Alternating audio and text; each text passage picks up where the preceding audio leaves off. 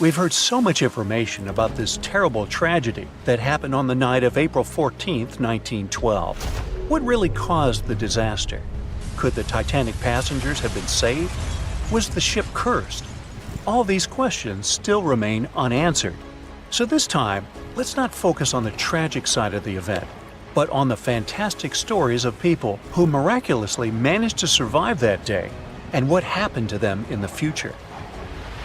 As you know, when Titanic crashed into the iceberg, the ship's crew first evacuated the women and children. But among the passengers, one woman remained on the sunken vessel and survived after it went underwater. Her name was Roa Abbot. She and her 2 sons lived in England and had been living there for 2 years before they decided to return home to Providence, Rhode Island. Rhoda bought 3 third-class tickets for the most modern and unsinkable ship of that time. The whole family slept in their cabin on that ominous night from April 14th to 15th. They didn't feel the jolt and got up only after the steward knocked on the door. He asked them to wear life jackets and go to the upper deck. Then, along with other third-class passengers, they waited in line to board the lifeboats. The crew members allowed only women and little kids to go further. Still, the brothers negotiated with the team and walked their mother to the lifeboat. All 3 went to the last lifeboat, but the crew asked the sons to leave since not all the women had been evacuated. Rhoda didn't want to leave her sons, so she decided to stay with them. She left the boat and hugged the boys. By this time, the ship was sinking into a stern-up position. The deck tilted. Rhoda tried to hold her sons but couldn't. She slapped off the deck and fell into the icy water. From there, she swam to the lifeboat that was washed away from the deck. Rhoda climbed aboard and watched the Titanic go under the water. Unfortunately, she was unable to save her 2 sons. Besides her, there were 13 people in the boat. But in the end, no one except Rhoda survived. A few hours later, the ship Carpathia arrived and found a nearly frozen Rhoda in the boat. The vessel arrived almost 3 days later in New York, where Rhoda was hospitalized, and she lay there for about 2 weeks. Swimming in cold water caused her asthma, which remained with her for life. Later, she admitted that she hadn't regretted that she had refused to evacuate with other women because she got a little extra time to spend with her sons that night. Another survivor of Titanic was Violet Jessup.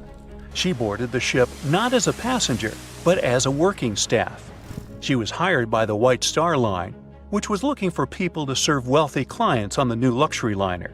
And on April 10th, after an interview, Violet boarded the Titanic. The first days of work went as usual, but then the ship crashed into an iceberg. In the beginning, no one panicked and didn't even want to believe that the unsinkable boat could go down. But while the people on the upper deck were having these conversations, water flooded the ship's hold. Violet, along with other stewards, helped people evacuate. One of the ship's commanders ordered Violet to get into the boat first to show everyone else it was safe. She obeyed and spent several hours there until rescuers came for the survivors. But the most exciting thing in this story was that before the Titanic, Violet had already been in another shipwreck. The ship where she worked as a steward collided with another vessel at sea. All the people were saved, and Violet got a job on the Titanic a few years later. But even after the famous shipwreck, she didn't change her profession and went to the Britannic Floating Hospital. And you know what? It also sank. Violet managed to survive for the 3rd time, but this didn't scare the girl. After all these events, she continued her work on other ships. She survived 3 shipwrecks and got a name for this: Miss Unsinkable. One of the bravest passengers of the Titanic was the ship's chief baker, Charles Jogen. On the night of April 14th, he woke up after the collision with the iceberg. During the few hours as the ship was sinking underwater, Charles helped the passengers. First, he ordered his bakers to supply all rescue boats with food, then helped the crew evacuate the passengers. He was one of the last people left on the ship when all rescue boats were on the water. But still, he continued to save people's lives. Charles started to throw deck chairs overboard so people could hold on to them. Then, when half of the Titanic went down, He lowered into the icy water, where he noticed a capsized rescue boat. Charles boarded it and waited a few hours until rescuers appeared. And the most incredible thing is that he was completely fine when the Carpathia arrived and found him. He had not even a scratch and wasn't at all hypothermic. Among the Titanic's surviving passengers was Margaret Brown, known as the unsinkable Molly Brown. She was visiting a friend in England with her daughter. But when Margaret found out her grandson was ill, she immediately bought a ticket to New York on board the Titanic. After colliding with the iceberg, Margaret bravely helped people evacuate until the stewards forced her to get into a boat. She continued to help other passengers until they were rescued by the Carpathia. Margaret created a survivors committee and raised about $10,000. At that time, it was quite a lot of money. For many years, she protected and supported the Titanic's passengers, who were in poor financial condition. Margaret also helped to build the Titanic Memorial in Washington. A wealthy English businessman, J. Bruce Ismay, was on board the Titanic, and the shipwreck was not the only disaster for him. He managed to jump into the last boat 20 minutes before Titanic was completely submerged. Thus, he saved his life but condemned himself to eternal contempt. When he was on the mainland, the newspapers began to write about him as the main coward of the Titanic. Also, some articles accused him of sinking the ship. Ismay was a White Star Line company director that created the ship, and according to newspaper articles, the businessman asked the captain to sail faster. He wanted the ship to arrive in America ahead of schedule and receive good reviews in the press. As a result, the ship crashed into the iceberg at high speed and damaged the hull. Nobody proved the businessman's guilt.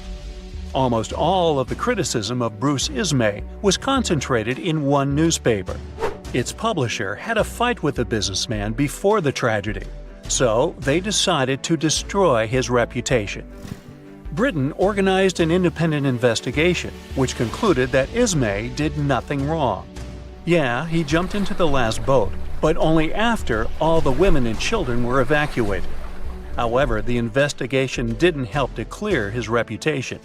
In England and America, many friends and colleagues turned away from him. For many years, Ismay compensated the families who lost someone on the Titanic. The most famous passengers of the Titanic were an orchestra of 8 musicians. In the beginning, there was no panic when the ship collided with the iceberg. Many refused to get into the boats, as it seemed to them that it was safer on the Titanic. Others were sure the breakdown on the ship would soon be repaired. Some people didn't believe the ship could sink. A minor panic began when everyone realized a catastrophe was imminent. To calm the people down a bit, the 8 musicians from 2 ensembles started playing music. Survivors said the orchestra played until the very end. Fear for their lives and the nearness of the end didn't confuse the valiant men. Unfortunately, they didn't survive, but a memory about them was written in history forever, and their musical instruments became world-famous artifacts and very valuable items at auctions.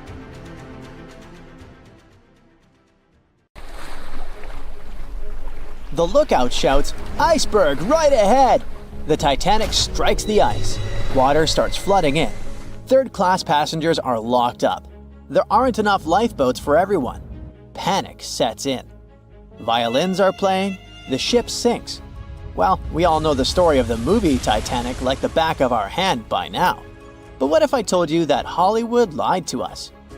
To tell the real story of what happened that freezing night in 1912, we need to rewind a bit. The lookout shouts, "Iceberg right ahead!" Yep, that part was true.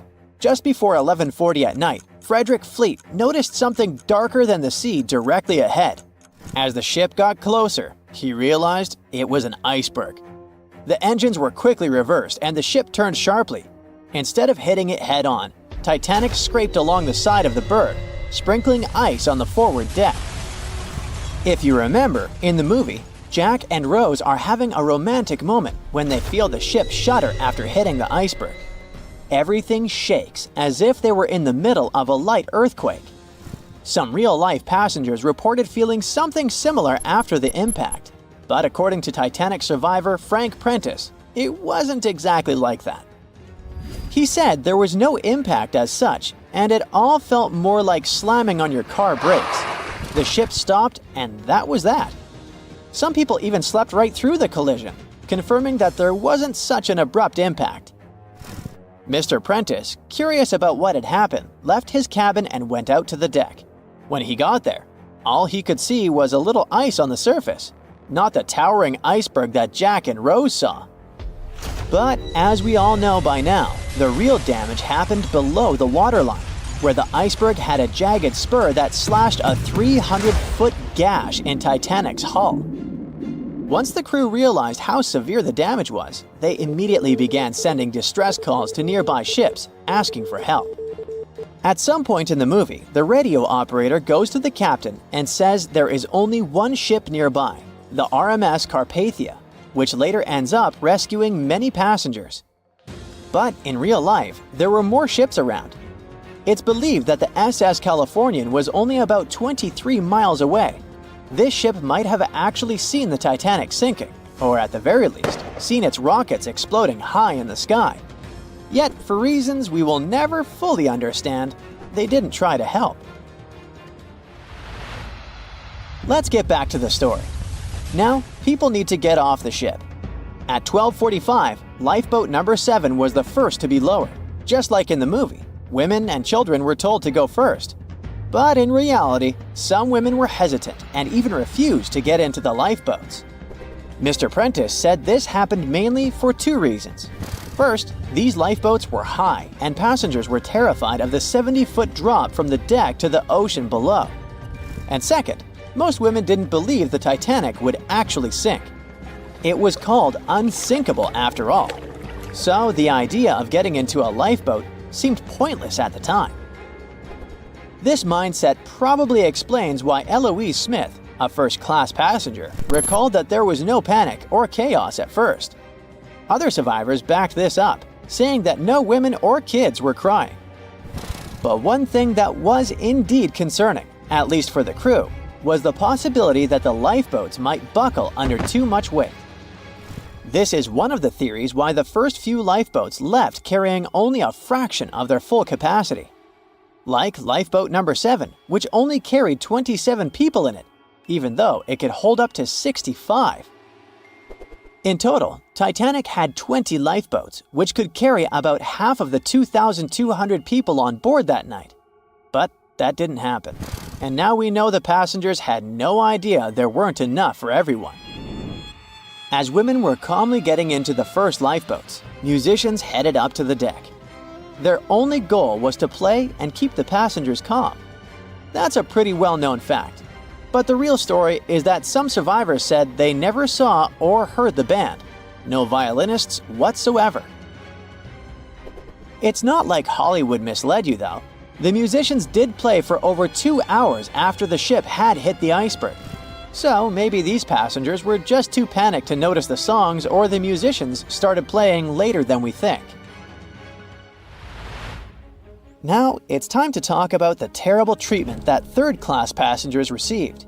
The movie portrayed the crew as cruel, locking the less fortunate below deck like animals, giving them no chance to reach the lifeboats and save their lives. But the official inquiry into the disaster suggested that wasn't true. I mean, yes, fewer third-class passengers survived compared to those in first and second class, but there were other factors at play. Many third-class passengers were reluctant to leave the ship, clinging to their belongings, and had a harder time making their way up from the cabins, which were at extreme ends of the ship. Some survivors confirmed that they were not locked up. In fact, it was quite the opposite. Mrs. George Wabi, a Lebanese woman traveling in third class, said that when chaos had erupted, some brave crew members and well-dressed first-class passengers had actually helped her get up to the first-class deck and eventually onto a lifeboat. At first, the Titanic was sinking slowly, bit by bit. Passengers reported seeing the water rising and hearing pops and cracks. Then there was a loud boom. Some said there had been just one explosion, while others described it as a series of smaller explosions, which they'd thought had been the bulkheads giving way. And there's also a group of people who said they had only heard a rumbling sound.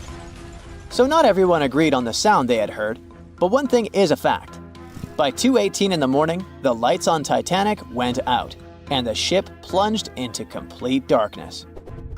As the bow continued sinking, the stern rose out of the water, putting immense pressure on the middle of the ship. This caused the Titanic to break in two.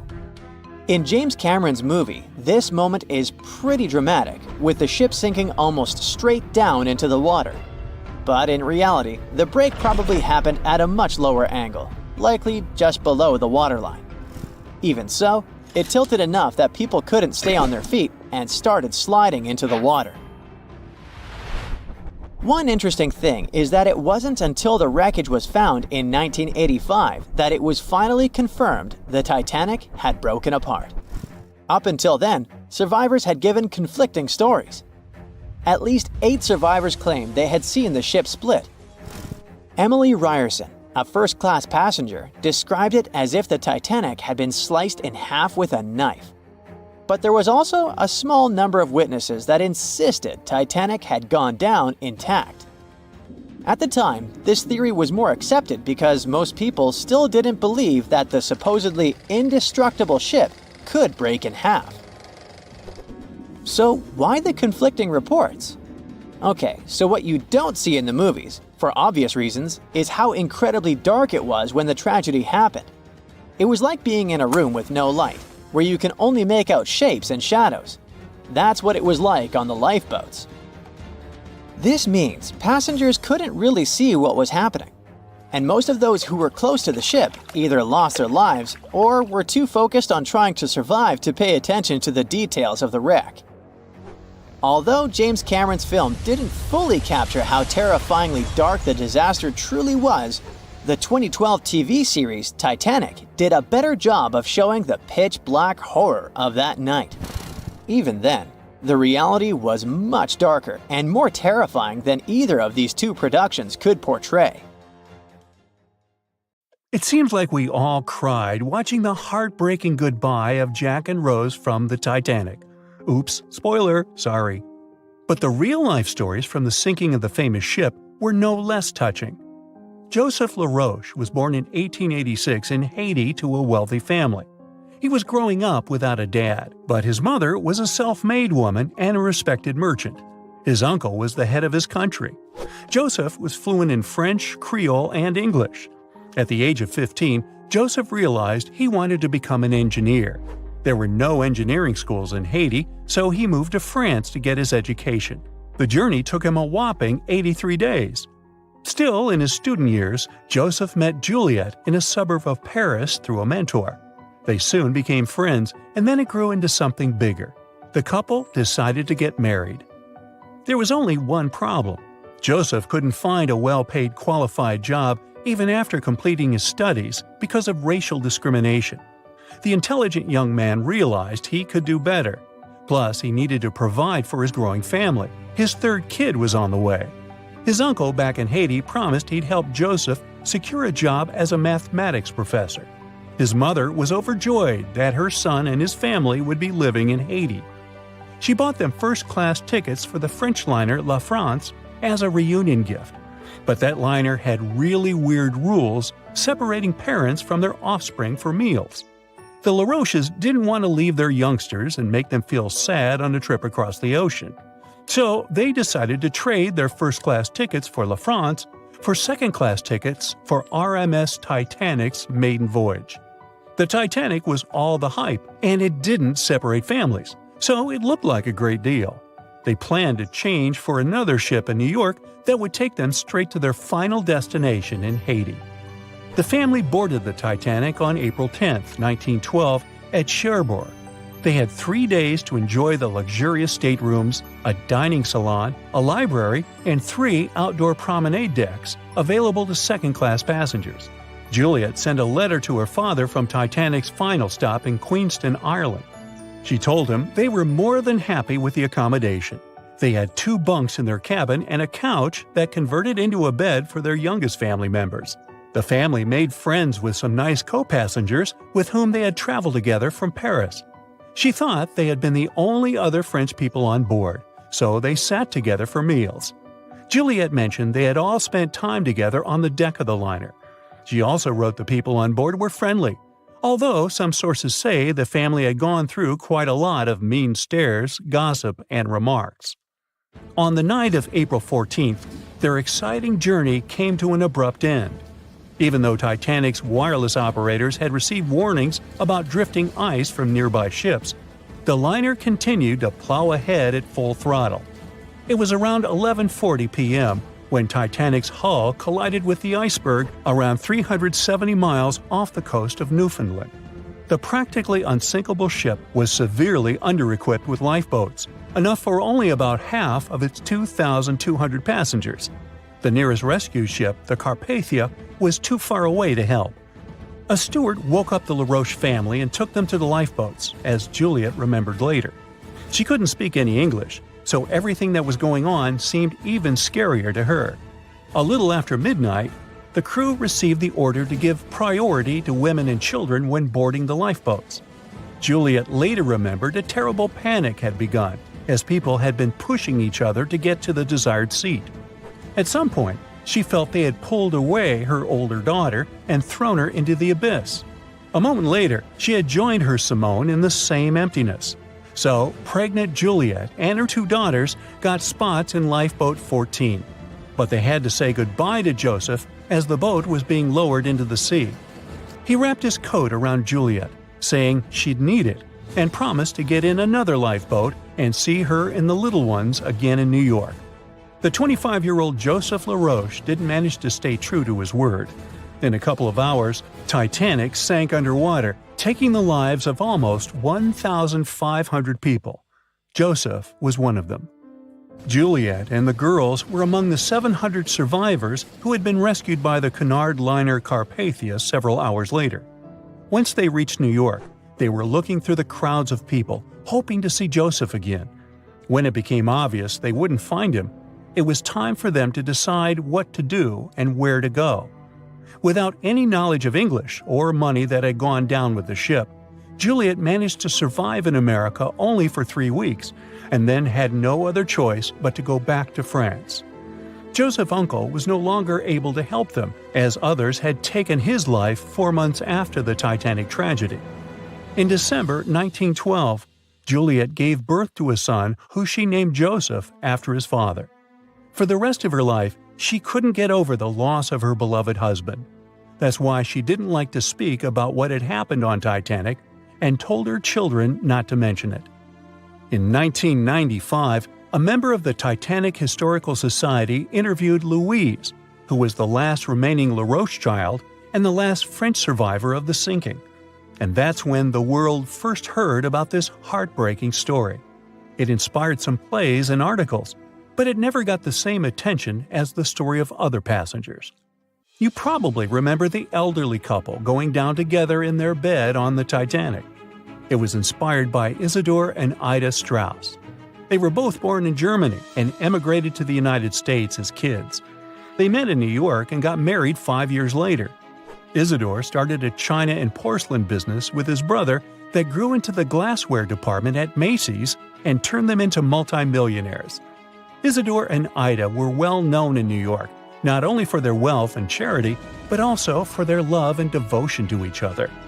In 1912, the couple decided to run away from the New York winters and headed for Europe.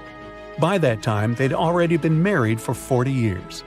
In early April, it was time for them to sail back home to New York.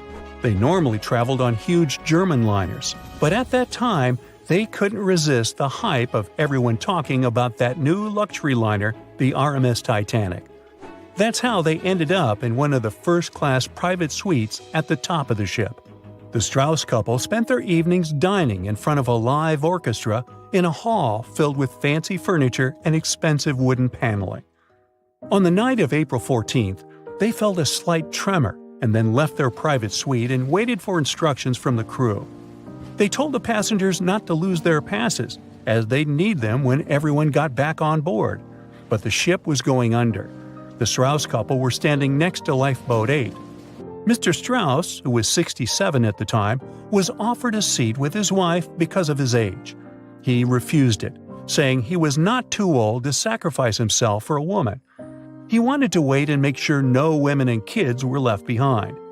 Ellen Bird, Ida's maid, hesitated before getting on the lifeboat, but Ida told her to go. She took the easy decision not to leave her husband on the sinking ship.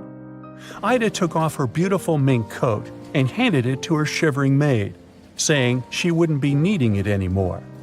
Isidore didn't manage to convince her to save herself, so they stayed together till the end.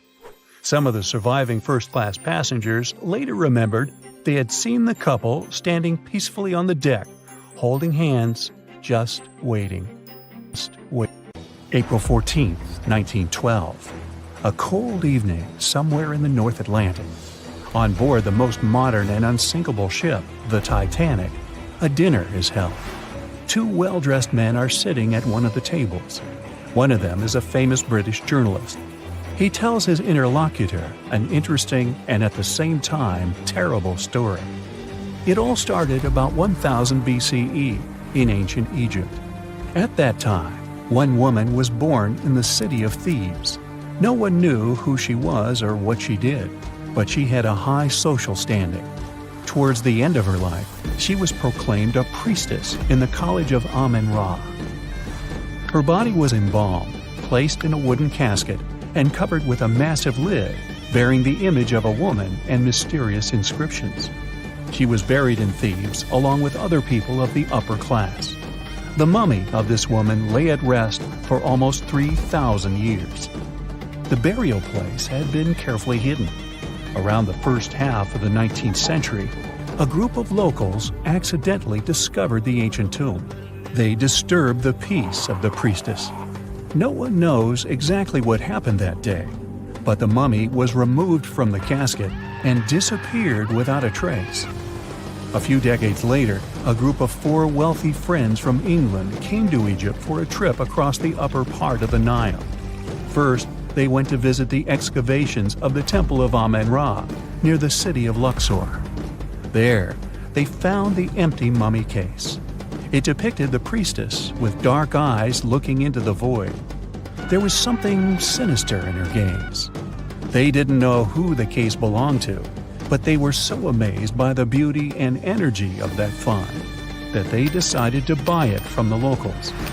The buyer disappeared the same night before the case was delivered to him at the hotel. Some said they'd seen the man leave the hotel and go towards the desert. No one knew why he did it. No one else saw him afterwards. Another man from the same group took the casket. During their return home, one of the friends was seriously injured. After arriving in London, the new case owner discovered the bank where all his money was placed had gone bankrupt. In one day, the man turned from a wealthy businessman into a beggar. A third friend also experienced the sinister influence of the ancient find. He lost his health, job, and eventually even his life in an accident shortly after returning to London. Before going bankrupt, the owner gave the ancient casket to his sister who lived in London. One of the friends of this woman came into the room, saw the Egyptian artifact, and immediately felt the dangerous energy emanating from it. Then the owner's sister gave the case to a famous photographer. He took some photos and was horrified. According to his words, he saw a real priestess with a human face in the photos.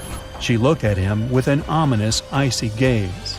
No one except the photographer touched the film of the camera. No one changed the photo. Shortly after, the photographer mysteriously went missing. From that point, the story becomes vague. According to one version, the owner's sister gave the artifact to the British Museum. The man who transported the case passed away soon after, and his assistant got into a terrible accident. Another version says that the item from the Egyptian tomb was bought by a rich businessman. After that, 3 members of his family also had an accident, and his house burned down. Convinced the mummy case was cursed, he gave it to the British Museum. The interlocutor listens to the story with such interest that he forgot about dinner, which has gone cold. "How did you know all this?" he asks. The journalist replies he has been studying everything related to the mummy and its owners for several months. He found evidence of all the accidents and put together the full picture.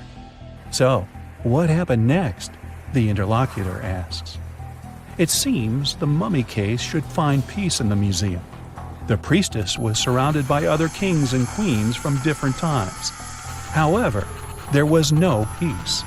Scientists and ancient languages experts tried to decipher the symbols on the case.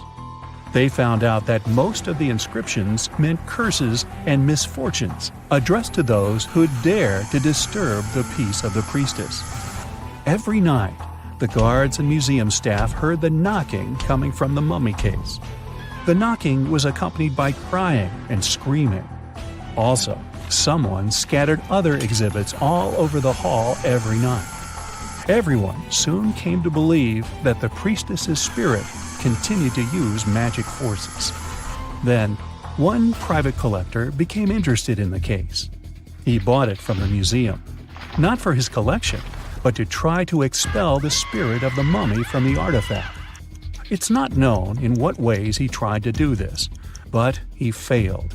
Then, he managed to sell the mummy case to a rich American archaeologist. That guy decided to move the mummy to New York. And what?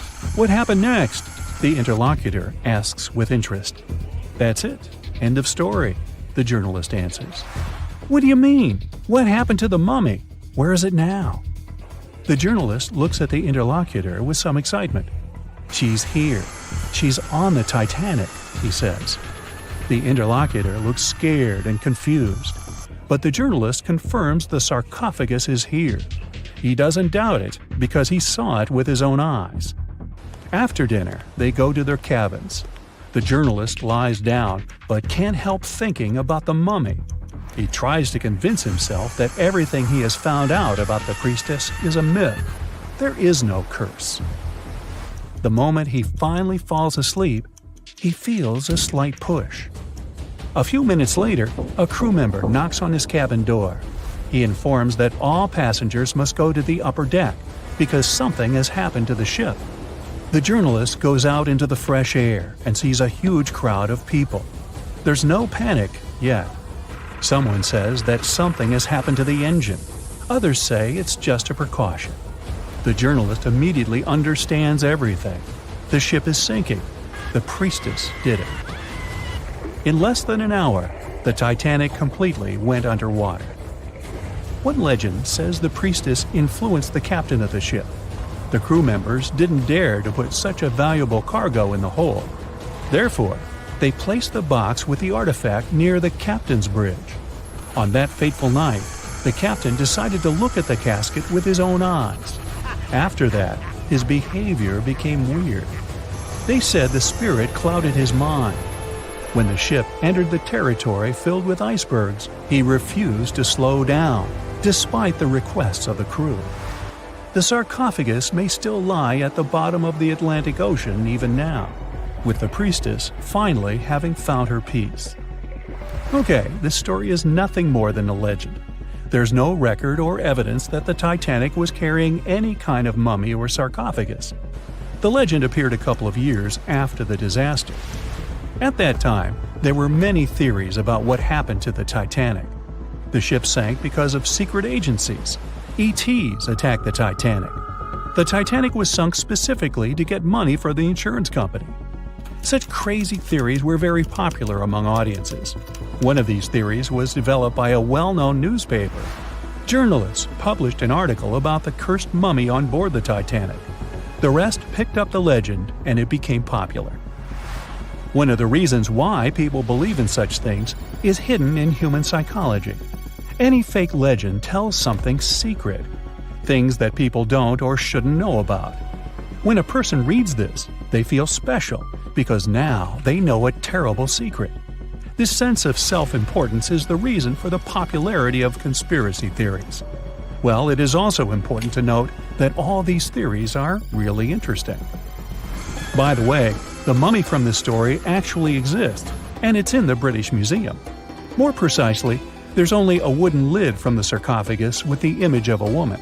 It's still unknown who it belonged to. The identity of the last owner is also unknown. It's only known the exhibit was transferred to the museum at the end of the 19th century. There, she was called the Unlucky Mummy. The museum staff reports that it doesn't bring any misfortunes. The screams and knocking from the lid are just a myth. You can come and see the exhibit yourself with your own eyes, if you dare, of course. It's April 10th, 1912, a sunny spring day. You're one of the first-class passengers aboard the Titanic, just as the ship is about to depart from Southampton. Imagine everyone's excitement, fresh spring air, the sounds of the sea. You're strolling along the highest deck of the Titanic when you notice several lifeboats. As you start counting the boats, you recall the ship's capacity. It's just over 3,000 people. Wait, but are there enough lifeboats for everyone aboard? Let's look into the numbers. The Titanic could carry a needed total of 64 lifeboats, a number which could have easily helped to save all the passengers on board. Chief designer Alexander Carlisle planned to equip the ship with 48 lifeboats, but the Titanic ended up with a mere 20. The fact that this number of lifeboats wasn't enough for all the passengers was not illegal at the time. This was because the number of lifeboats required was calculated based on the tonnage of a ship, not her passenger capacity. Speaking of the Titanic, this number of boats was chosen for aesthetic reasons, to make the decks look less crowded to the ship's elite and high-class passengers. After the final decision on the lifeboats was taken, Carlisle quit his job. Passengers' strolls on the Titanic's decks were pleasing to the eye, but were they worth it in the end? In 2012, a century after the wreck, new documents related to the scandalous lack of lifeboats were uncovered. It appears that a safety inspector named Maurice Clark proposed the addition of at least 10 more lifeboats, 5 hours before the ship was supposed to set sail. But since the ship's owners clearly wanted to leave on time, his plea was overlooked. He was also warned that unless he kept this secret, he would be fired. In retrospect, had the owners followed his advice, an estimated 700 more people might have survived that night. The 20 lifeboats you counted, those that actually made it on board, could have carried only a third of the passengers, even at their full capacity. But tragically, some of them were launched with as few as 12 people, when they could have easily saved up to 65 people each. To add to the disaster, the Titanic's crew members were not properly trained on using the lifeboat launching equipment. That's why the boats were launched slowly, improperly, and sometimes without the right supervision. Out of the 20 lifeboats, only 18 were set afloat correctly. Also, passengers were not informed about safety measures. A lifeboat drill should have taken place on the 14th of April, but the captain eventually canceled the event. One of the many myths surrounding the Titanic and its catastrophic ending is also related to the lack of the necessary number of lifeboats. There was no maritime law at the time that said women and children should get into lifeboats first. But it was a universally accepted custom in such types of situations as a shipwreck. Shortly after the Titanic had sunk in the icy Atlantic waters, rumors started to spread. It was said that some desperate men had resorted to dressing up as women in those final moments before midnight on April 14, 1912. They wanted to get a spot on the lifeboats and have a chance to save their lives. At the same time, there's little to no evidence that any of the male passengers of the Titanic had actually done this. In any case, what happened to those 20 lifeboats that were on board the Titanic after the ship hit the iceberg? What we do know is that all these boats were launched between 12:40 a.m. and 2:15 a.m., with a total of 718 people on board. By the time they were rescued by the RMS Carpathia at about 4 a.m. the same day, only 705 people had remained alive. It took the crew of the RMS Carpathia more than 4 hours and 30 minutes to pick up all the passengers and 13 of the lifeboats. This was as many as the rescue ship was allowed to carry. The rest of the now empty lifeboats were left adrift at sea. Those salvaged were later given back to the White Star Line, the British shipping company which operated the Titanic. Strangely, after being returned, they appeared to have vanished from official records. The last image ever taken of the 13 surviving lifeboats was of them getting unloaded in the New York harbor. Sadly, and ironically, that's where the Titanic was supposed to be on April 18, 1912. The lifeboats were then rid of their Titanic nameplates or any other markings that could have linked them to the ship. Some sources claim that the boats were eventually destroyed. But was this actually the truth? The fate of one particular lifeboat has been the source of much debate. Collapsible Boat A, the last one to leave the ship, was retrieved by the RMS Oceanic a month after the crash. At that time, it was a shocking 200 miles away from the spot where the Titanic had sunk. Also, in the boat, there was a wedding band engraved with the words Edward to Gerda, a sad omen to a couple that were lost at sea after managing to escape the sinking Titanic.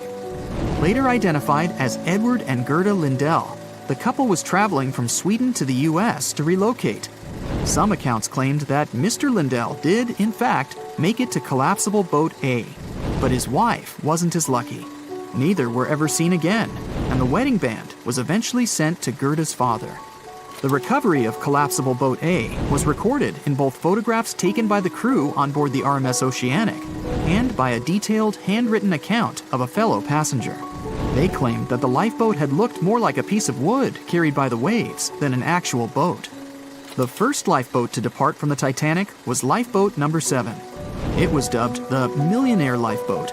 It's rumored that the 12 passengers on board might have bribed the crew to row away to safety instead of allowing others to jump in. In 2015, some of the items recovered from this lifeboat, including a lunch menu, a ticket, and a letter from one of the passengers, were auctioned for up to $70,000 by a New York auctioneer. Soon after the Titanic catastrophe, it became mandatory for all ships to be equipped with enough lifeboats to carry all the passengers and crew. It's more likely that the Titanic lifeboats, being relatively new equipment at the time, were refitted to be used on other ships, such as the RMS Olympic, which was the Titanic's older sister. Some of them may have been sold off to private collections, or even left to rot.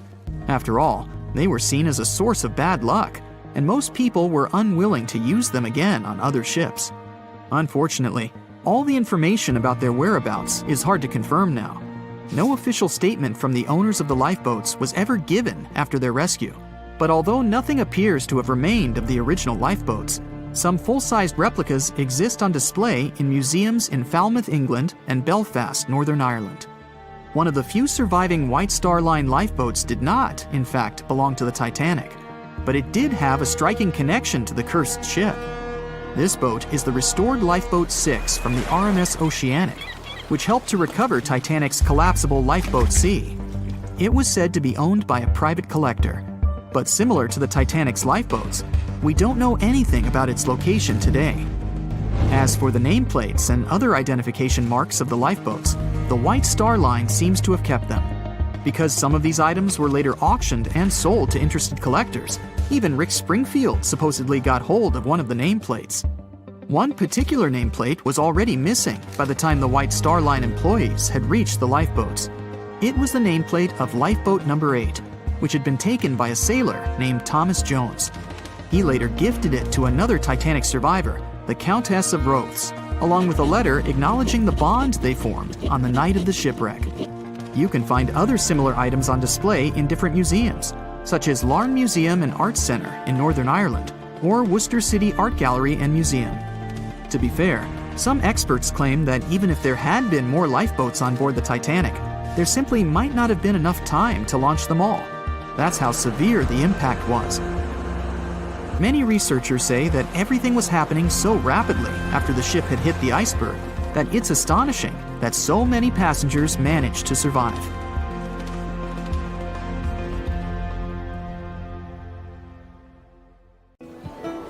On April 10, 1912, crowds gathered at Southampton Beach to wave off what was, at the time, the world's largest and most prestigious ship, the RMS Titanic. The cost of the most expensive first-class parlor ticket was $4,350. That's around $70,000 in today's money. But barely 5 days after steaming away, the ship was swallowed by the Atlantic Ocean. So let's rewind and go back to what actually happened on that fateful night. The captain wanted to set a speed record for the ship's maiden voyage and arrive early. The ship was deemed unsinkable, so he went full throttle into the dark Arctic waters. After spotting the 100-foot iceberg, the crew desperately tried to steer the vessel away and avoid the collision, but the Titanic was traveling too fast, and the iceberg tore down the side of the ship, creating a huge opening in the hull. It wasn't a continuous rip, and damage was caused in several places. In total, the damage spanned along an area of around 300 feet. But the ship's designers had prepared for the prospect of a collision and added watertight compartments down each side of the ship to act as a buffer zone. 4 of these compartments could be breached and the ship would still stay afloat. But because the iceberg tore down the side of the Titanic, it ripped holes in 6 compartments. The compartments didn't extend up the total height of all decks and weren't actually sealed at the top. This is why, when more than 4 were flooded, water reached over the top of the bulkheads and filled the remaining compartments, causing the ship to sink into the ocean. Think of it as water spilling over an ice cube tray. But what if the collision was head-on? Would it still have sunk? Ships are designed with potential crashes in mind, and most vessels have collision bulkheads in the bow. Most of all, it's like your car's bumper or crumple zone. It's a safety feature that can withstand a direct hit. The bow could have taken some of the impact, and some experts have suggested that if it hit head-on, only 2 to 4 of the watertight compartments would have been flooded. So, in theory, the Titanic might not have sunk, and it might have even been able to continue sailing to its final destination at a much slower speed. The force of impact would likely have been huge, though. But although passengers would have been injured by the force, they'd have been able to stay on the ship to wait to be rescued by other ships, rather than being forced into the icy waters of the Atlantic. Still, one of the Titanic's designers, Edward Wilding, suggested that the force of the impact might not have actually been that big. He told the British Inquiry that lots of people scarcely felt the collision, and he believed the ship would not have sunk if it did hit the iceberg head-on. The ship was also designed with remotely operated watertight doors between all compartments, so any floods could have been quickly sorted out. Because Titanic had 6 breaches from the side collision, and because it happened so quickly, sealing the doors wouldn't have made a difference, as it was essentially impossible to save it by that point. The ship immediately began to flood, with water pouring in at a rate of roughly 7 tons per second, 15 times faster than it could be pumped out. So, while it sounds like the Titanic would have survived had the ship hit the iceberg head-on, this idea does come with some issues. First off, the collision bulkheads were designed to survive a crash with another ship, not a giant iceberg. If 2 ships collided, both would absorb some of the impact in their bulkheads, sharing the impact and likely staying afloat. But an iceberg is stationary, meaning that Titanic would absorb most of the energy from the collision. If Titanic hit head first, because of the speed it was traveling, the impact would have likely traveled down the whole body of the ship. Just imagine a 46,000-ton ship traveling at around 20 knots. At some point, it hits an iceberg that weighs what could be over 100,000 tons. This collision would likely create a powerful force causing massive damage to the vessel. It is likely that seams would split, staircases would come tumbling down, and rivets would burst open across the ship.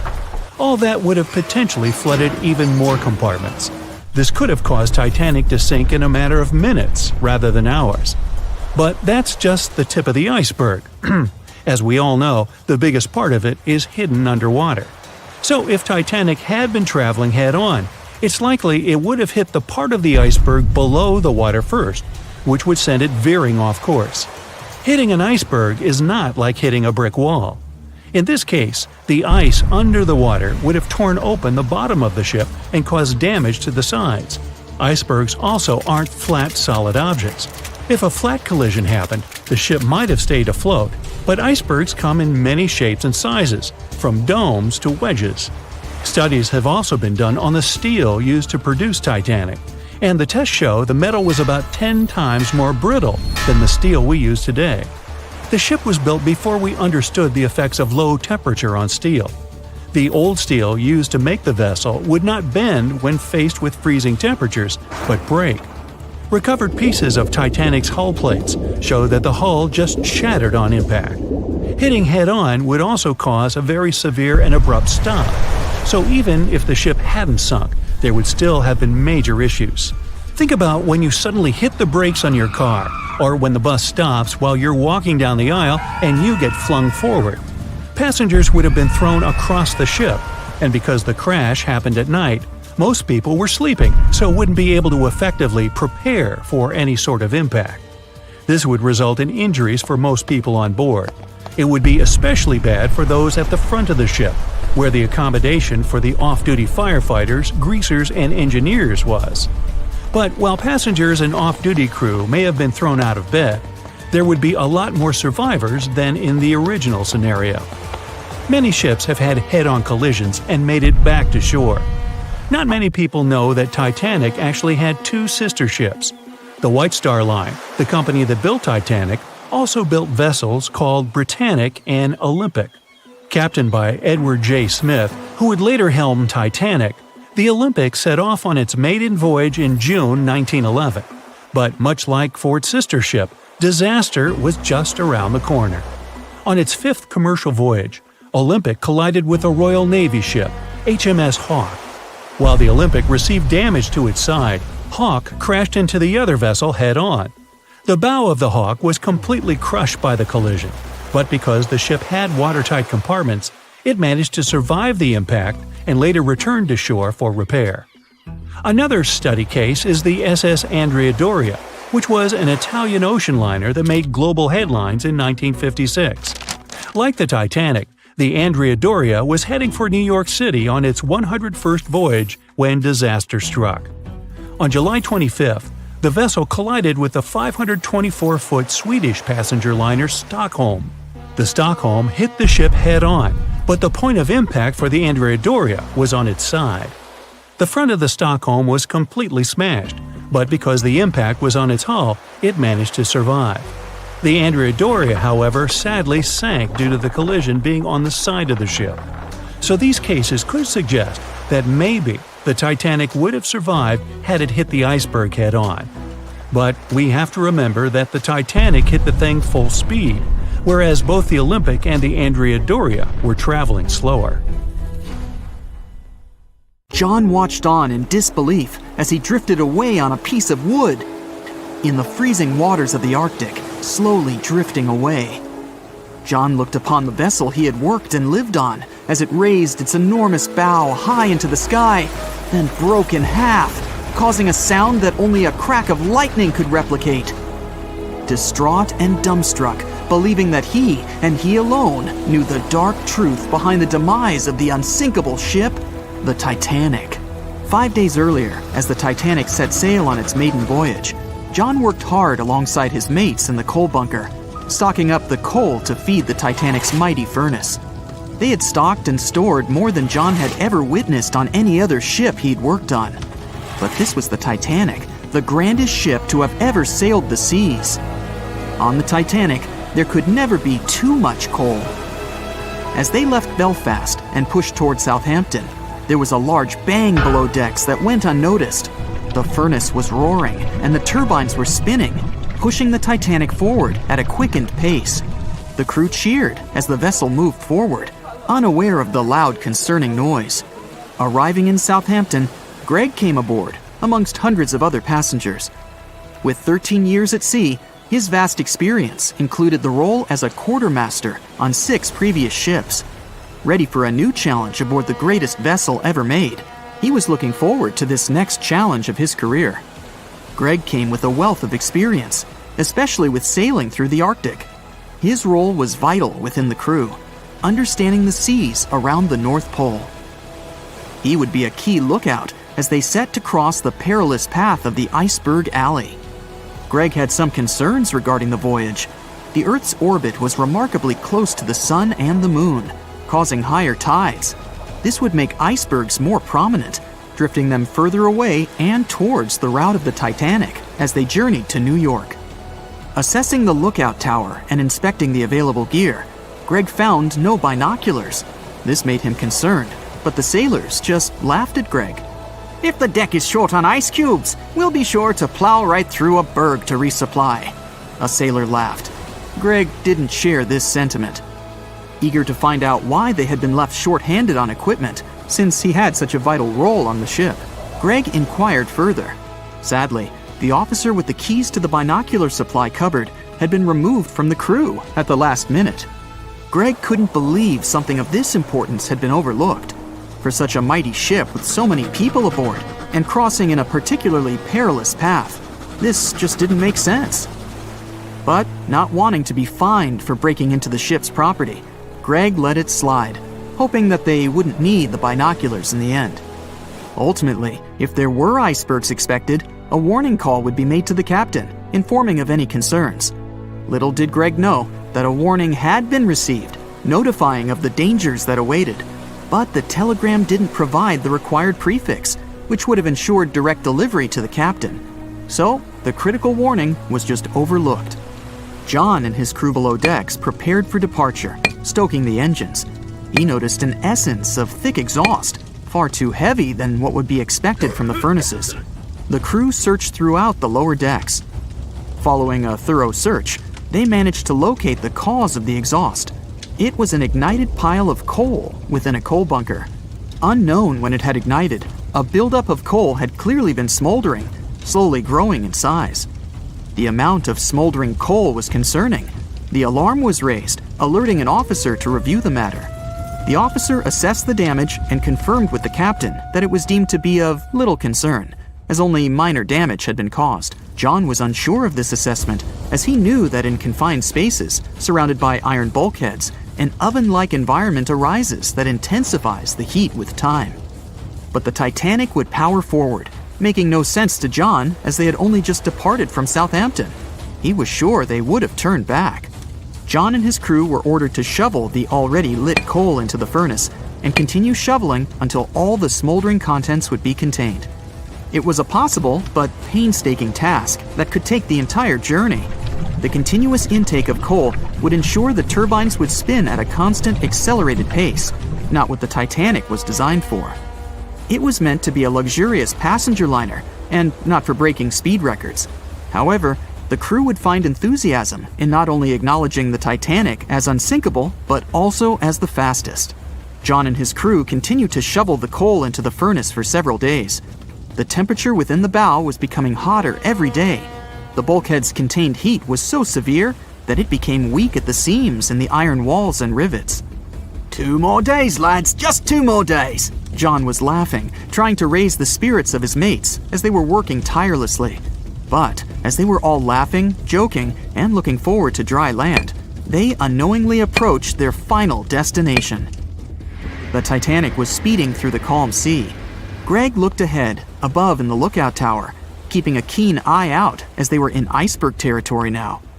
Even though the way seemed clear, false horizons could occur, creating confusion about how far objects in the distance truly were. As they were traveling in the Gulf Stream waters into the colder Labrador Current, air columns cooled from the bottom upwards, creating a thermal inversion. This incredibly high air pressure ensured fog wasn't present, providing a deceptively clear outlook. But the thermal inversion can also create optical illusions, showing the horizon further away, appearing higher in the distance, or masking whatever objects that could come before it. These false horizons could easily hide any icebergs that could be approaching. Greg knew the perils of a calm sea in the Arctic, preferring the rough waters, where it's easier to detect icebergs within waves. Peering from the lookout, Greg was looking towards the dark abyss ahead. Suddenly, within 1 mile directly in front, a formidable image quickly emerged from the dark waters surrounding. Iceberg, right ahead! Greg yelled to his mate, who quickly called to the helm and directed them to steer hard to starboard. The helmsman received the call. In the heat of the moment, he turned the wheel counterclockwise. He then realized he'd turned the wheel the wrong way and quickly went in the opposite direction. The ship aimed towards the iceberg, veering to the port side whilst reducing speed. Although there was a delay in turning the wheel, since there was a short distance from the signal and the fast pace that they sailed at, it may not have made a difference. As they approached the iceberg, it appeared as though they'd miss it, but over 87% of an iceberg is underwater. And as they came along the side, the hidden ice underneath hit the port side bow, piercing the side of the hull with a 12-square-foot tear.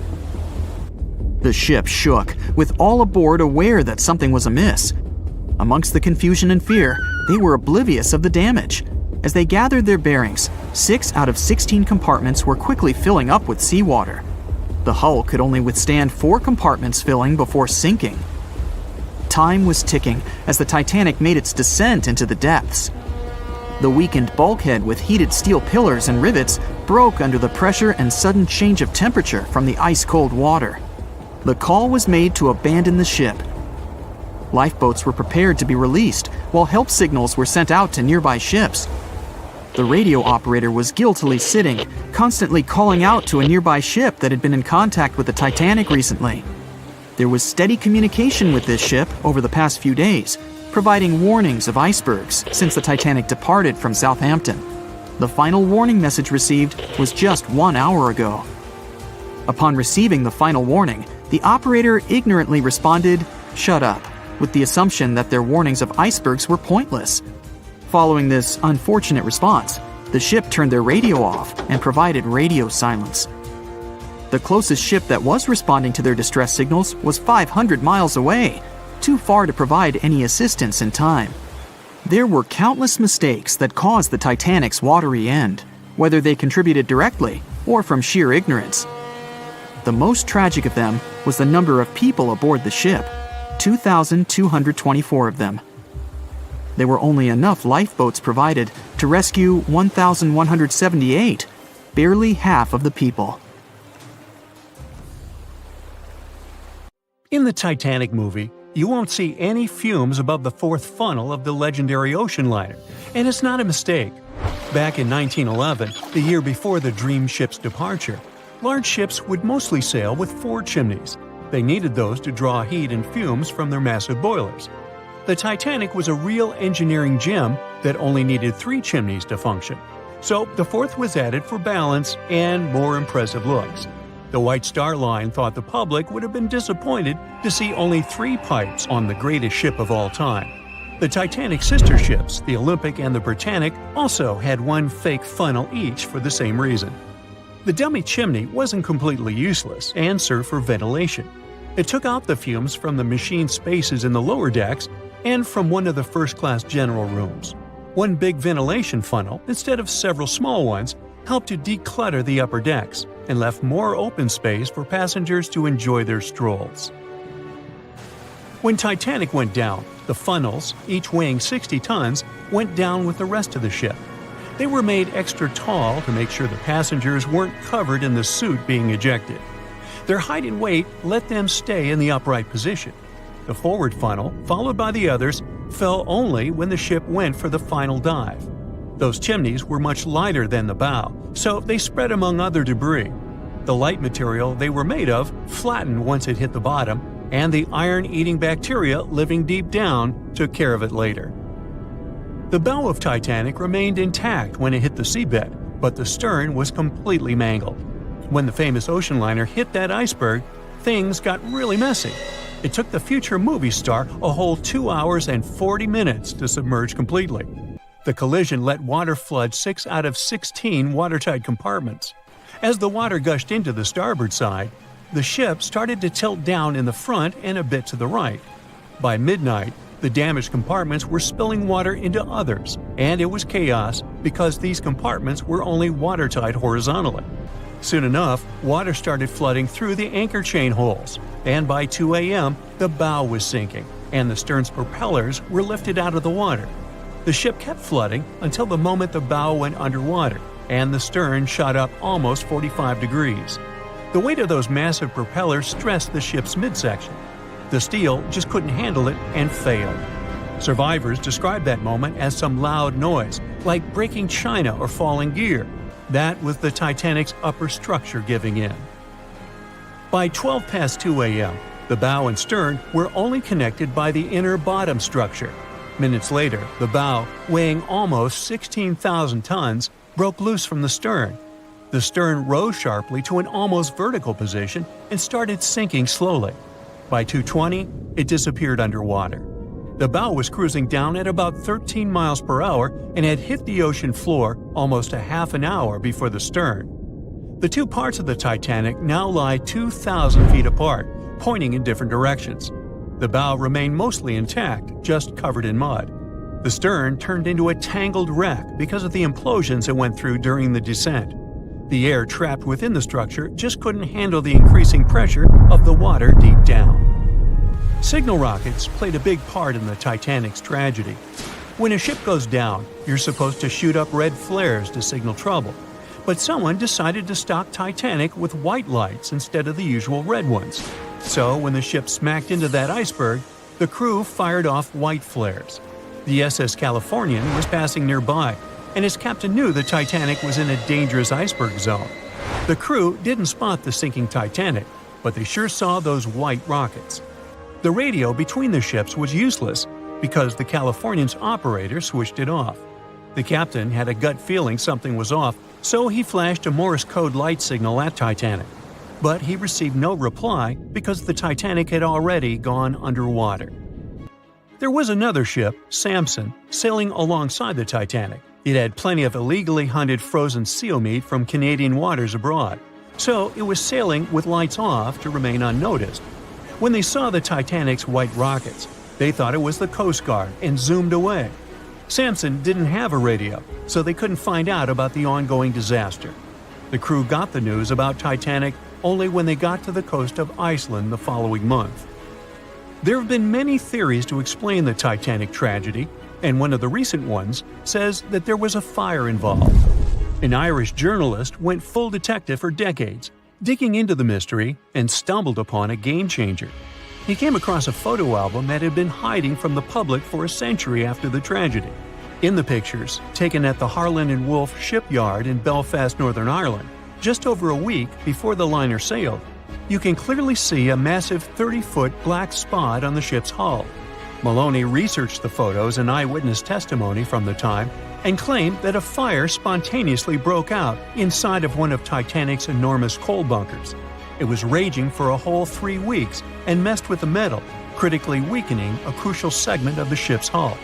Back then, most ships had just one hull, so it was the only skin the Titanic had. That's why the Iceberg managed to punch a hole through the ship so easily. If it hadn't been for the fire, the Titanic might have shrugged off that iceberg collision. The company operating the liner knew about the fire, but they decided to conceal that fact. They didn't want any negative stories in the press as they faced some serious competition in transatlantic voyages. The Titanic was sold out, so they stocked up on coal and made it sail. The moon might have also played a role in the sinking. Our satellite heavily affects tides on the Earth. The closer it is to our planet, the stronger the tides are because of the increasing gravity of the moon. Back in 1912, the moon was so close it made several glaciers in Greenland break apart. Massive chunks of ice that broke off from the glaciers started floating south. The supermoon event came just 6 minutes after a spring tide. During new and full moons, the alignment of the moon, the Earth, and the Sun makes their combined gravity reach its peak. And the day before, our planet had come the closest to the Sun that year, which made the gravity even stronger. This mixture of events created perfect conditions for one of the most powerful tides in history. It created the perfect conditions for the icebergs breaking off from Greenland's glaciers to move freely. Opponents of this theory say that the difference in tidal force wasn't actually that big, and it couldn't have been the main cause of the sinking. The iceberg tore down the side of the ship, leaving a huge opening in the hull. It wasn't a continuous rip, and damage was caused in several places. Some experts believe the ship would have survived the iceberg if it had hit head-on. The Titanic had watertight compartments designed to prevent flooding in case of a collision. Only the first 3 or 4 of these compartments would have been flooded. This could have helped save a lot of lives. Supporters of this theory put the blame for the disaster on First Officer William Murdoch. Huge, fast-moving ships don't just turn in a matter of seconds like a speeding car. It takes minutes. When Murdoch realized the collision was inevitable, he tried dodging left to avoid a direct hit. But despite his efforts, the ship still collided with the iceberg. You know the rest. The Royal Mail Ship, or RMS Titanic, easily the most famous steamship in history, was once the symbol of luxury and dreams that promised to come true. It took 3 years and 3,000 people to construct it. On April 10, 1912, the brand new ocean liner greeted its passengers with the smell of fresh varnish, paint, and newly sawn wood. Back then, they still used lead for the production of paint and linseed oil as a binder, so that smell must have been powerful. When it was fully operational, the giant vessel consumed around 850 tons of coal per day, and the passengers would also smell its fumes. Another odor that must have filled the Titanic's decks, at least the first-class ones, was the new scent by the famous French perfume house Guerlain. It was released earlier in the same year and quickly became a hit with the well-off ladies. The perfume that you can still buy today is a mix of violets and iris with creamy vanilla. On the dramatic evening of April 14th, when Titanic only had hours to live, the unknowing waiters were serving oysters, lamb and mint sauce, roast duck with applesauce, and other delicacies to their first-class guests. The second class was filled with the smells of curried chicken, spring lamb, and roast turkey. Third-class passengers had simple gruel and biscuits that night. At 11 p.m., as the ship got dangerously close to the iceberg, the new smell added to the mix. It was a mineral odor with metallic notes. If you have ice in your fridge, you must have noticed it takes the smell of neighboring foods. The same happens to icebergs. They take on the odors of sea animals and maintain the chemical composition of the water that they're made of. If more people had known about the meaning of this particular metallic smell, they probably still wouldn't have saved the ship. But the number of people that managed to escape to safety could have been larger. Speaking of smells, in case you've ever wondered what space smells like but aren't planning to become an astronaut anytime soon, listen up. You can try out Ode to Space, an aroma that was designed by NASA decades ago. The idea of the perfume was to help astronauts prepare for their encounters with space at all levels during their training. But hold on a second, space is a vacuum, so it technically shouldn't have any smell. Yet, astronauts who have been out there remembered it as a pleasant metallic odor, something like the smell of welding fumes or burnt gunpowder. They could smell it on their spacesuits after coming back into their spacecraft. We can also guess what other planets smell like based on what their atmospheres are made of. Venus has clouds of sulfuric acid in its atmosphere, so it must smell like rotten eggs. Mars and Uranus also smell like rotten eggs, by the way. Each of the layers of Jupiter's atmosphere is made up of different chemicals. That's why it smells different depending on where you are. Some layers would greet you with a yummy aroma of bitter almonds or marzipan, and others, closer to the top, smell like cleaning products. The remaining planets of the solar system are unlikely to have a distinctive scent because they're mostly odorless gases in their atmospheres. As for our natural satellite, the Moon, the Apollo astronauts claim that its dust smells like gunpowder. The fragrance of fresh-cut grass makes regular mowing it nearly worth it.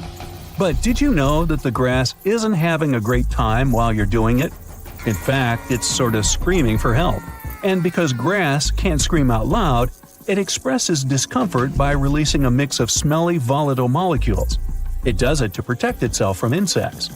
Caterpillars and other similar creatures just love to munch on sugary plant snacks. When you mow the grass, it releases jasmonic acid, among other things. It's sort of a signal to parasitic wasps that there is a caterpillar available. These creatures deal with the grass's offenders, and it can keep growing happily ever after. From the point of view of the grass, mowing is not much different from an insect attack, so it protects itself the best way it can. The rain has an easy-to-recognize powerful smell, also known as petrichor. But where does it come from? Turns out some plants secrete oils during drought.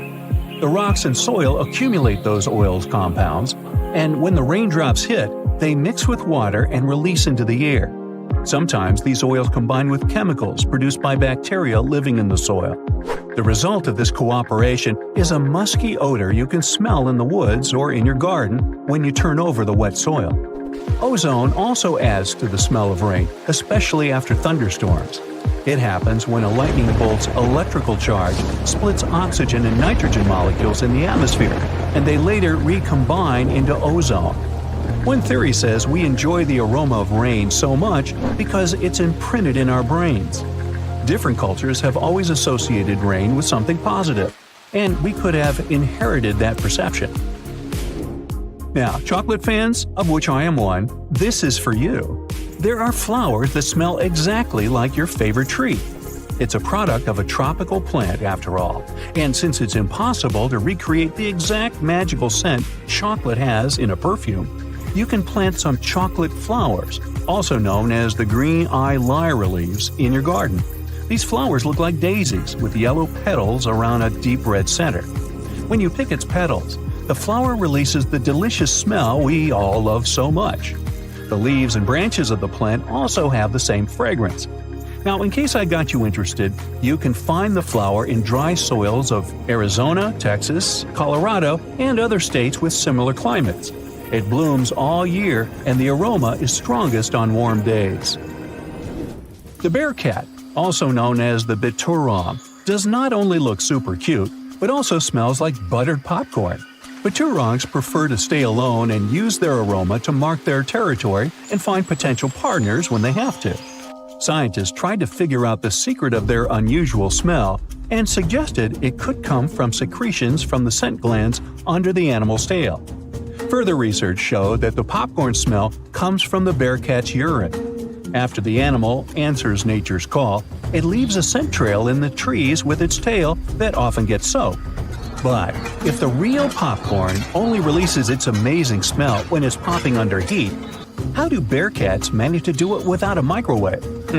Well, the answer could be in their diet, or more likely, in the bacteria that come in contact with the animal's natural fluid. Durian is a fruit popular in Southeast Asia that smells sweet and nice to some people, but to the majority, it's a mix of rotten onions and sweaty socks. The stench is so powerful that it's banned on public transportation and hotels in some countries. The secret of durian is its 44 odor-active components. The mix is so complex that you can never tell what it's going to smell like. And despite that horrible smell, durian is considered a delicacy and is used to make mostly sweet dishes like cakes and candy. There was a smelly incident involving durian at a library in Australia. The smell of rotting fruit in a cupboard has spread across the entire building through the air conditioning system. They mistook it for gas leakage and had to evacuate around 500 students and teachers. Well, that stinks. And finally, if you've ever been to natural hot springs or went to see some geysers, you'll never forget the smell of hydrogen sulfide, or less poetically, rotten eggs. It's actually not only yucky but also highly flammable, but it can also be quite useful. Most households in Iceland use geothermal springs as a source of hot water.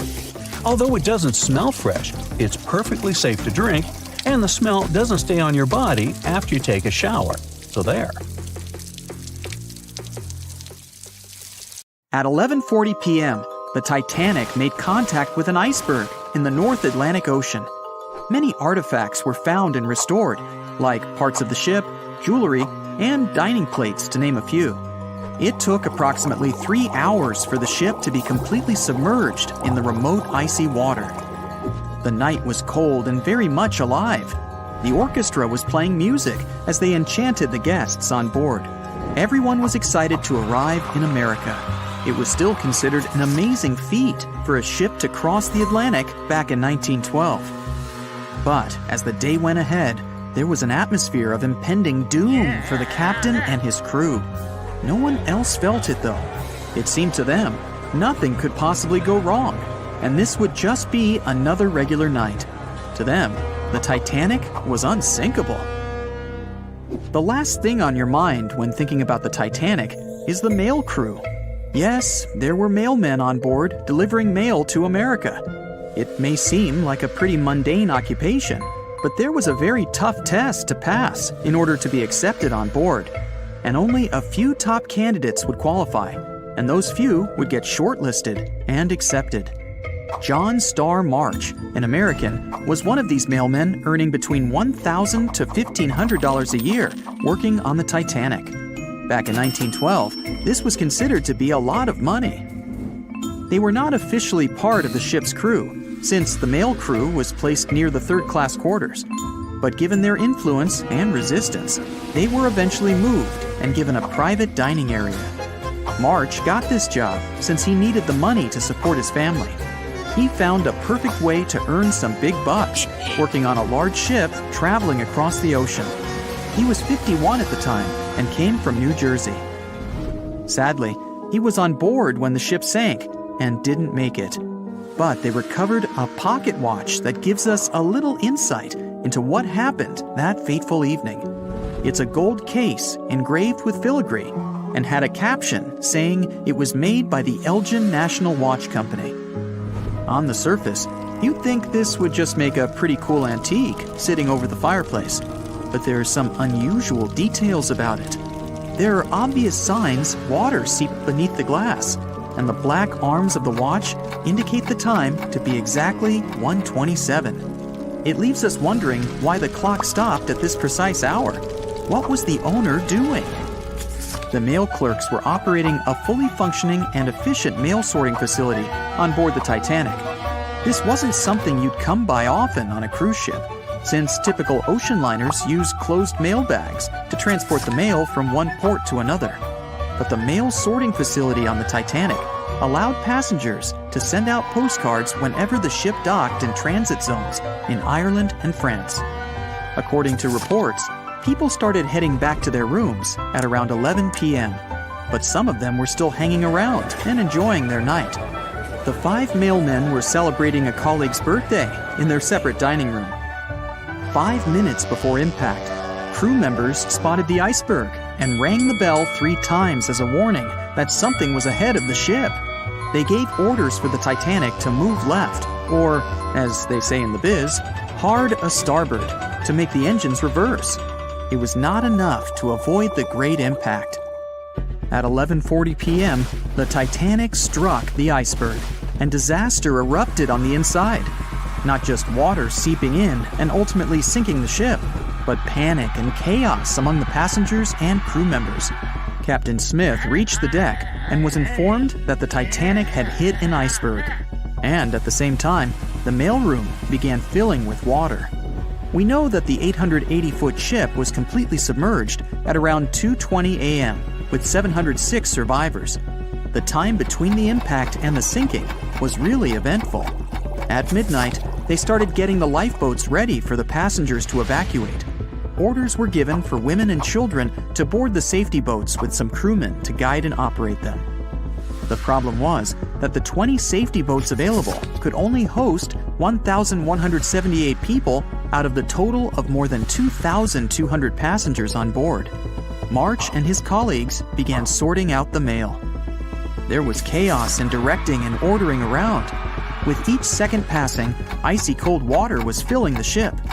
15 minutes after midnight, Captain Smith ordered his crew members to send out a distress signal. Even though SOS was established earlier than the Titanic, many others used CQD. The CQ stands for General Call, and the D is Distress.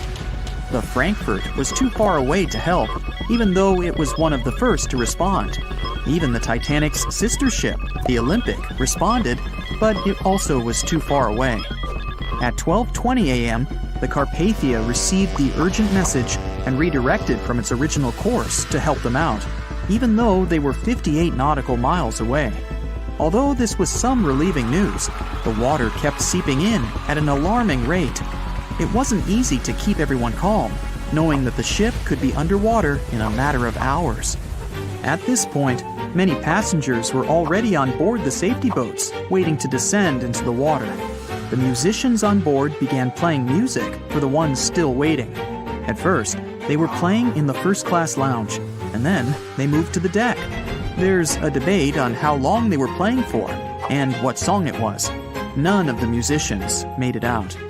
The 5 mailmen on board were also doing their duties while the ship was sinking.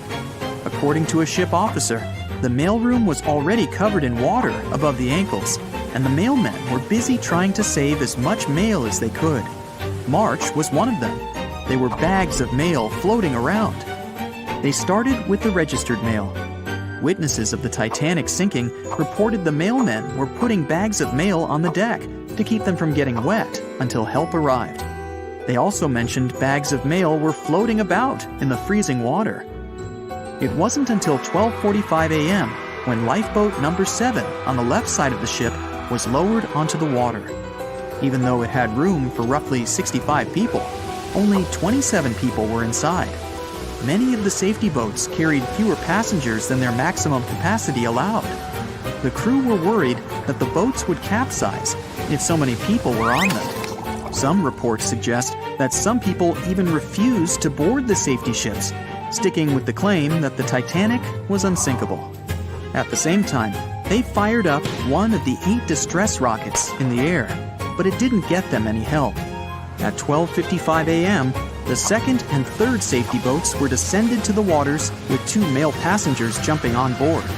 5 minutes later, another safety boat was lowered with around 39 people. At this point, water entered the base of the grand staircase. In the next 20 minutes, more safety boats were lowered, most of them underloaded. Still no help. The Carpathia was still on the way. Panic was growing, and tensions were rising. There was a lot of anger for people being left behind. At around 1:30 a.m., things were getting out of control. The organized boarding of passengers to the safety boats stopped. March's watch stopped 3 minutes earlier, which could mean he was part of the scuffle between crew members and passengers. It took 3 hours for the Carpathia to arrive. March wasn't among the survivors. His watch proved to be one of the essential findings lost in the wreckage of the Titanic. It was eventually returned to March's 2 daughters, and now it's in one of the collections of the National Postal Museum. March was a man who did what he had to do in the worst circumstances. Time was a precious commodity for the people on board the ship, and this watch proved valuable to learn more about the tragic yet inspiring stories of the Titanic. It was the biggest ship ever built in its time, and it was supposed to be unsinkable. But within days of steaming out on its first voyage in 1912, the Titanic was gone beneath the relentless waves of the North Atlantic Ocean. And of its more than 2,200 passengers and crew, only 706 survived that dreadful night. Would a smaller ship have fared any better in the same situation? Did the size of the iceberg truly matter in the end? Was it a mistake for the ship to change course at the last minute as it tried to avoid impact? These are 3 questions that have people pondering, what if? We do know that Titanic was considered an engineering marvel in its day. Designed by Thomas Andrews for the British shipping company White Star Line, it was just over 880 feet long and 175 feet tall. Built with abundant space for 840 staterooms, a swimming pool, but it was below deck that one of its most impressive new features could be found. Titanic's hull was divided into 16 compartments designed to be watertight. Up to 4 of these compartments could take on water in the event of a breach, with the remaining 12 helping to keep the damaged ship afloat. It was thanks to these compartments that the ship was regarded as unsinkable. Rumor has it that Philip Frank, White Star Line's vice president, even declared, "There is no danger that Titanic will sink. The boat is unsinkable, and nothing but inconvenience will be suffered by the passengers." On April 14, 1912, that proved to be mistaken when Titanic struck an iceberg. As ice ripped along the ship's hull, several of those watertight compartments ruptured. It took only 2.5 hours for Titanic to sink.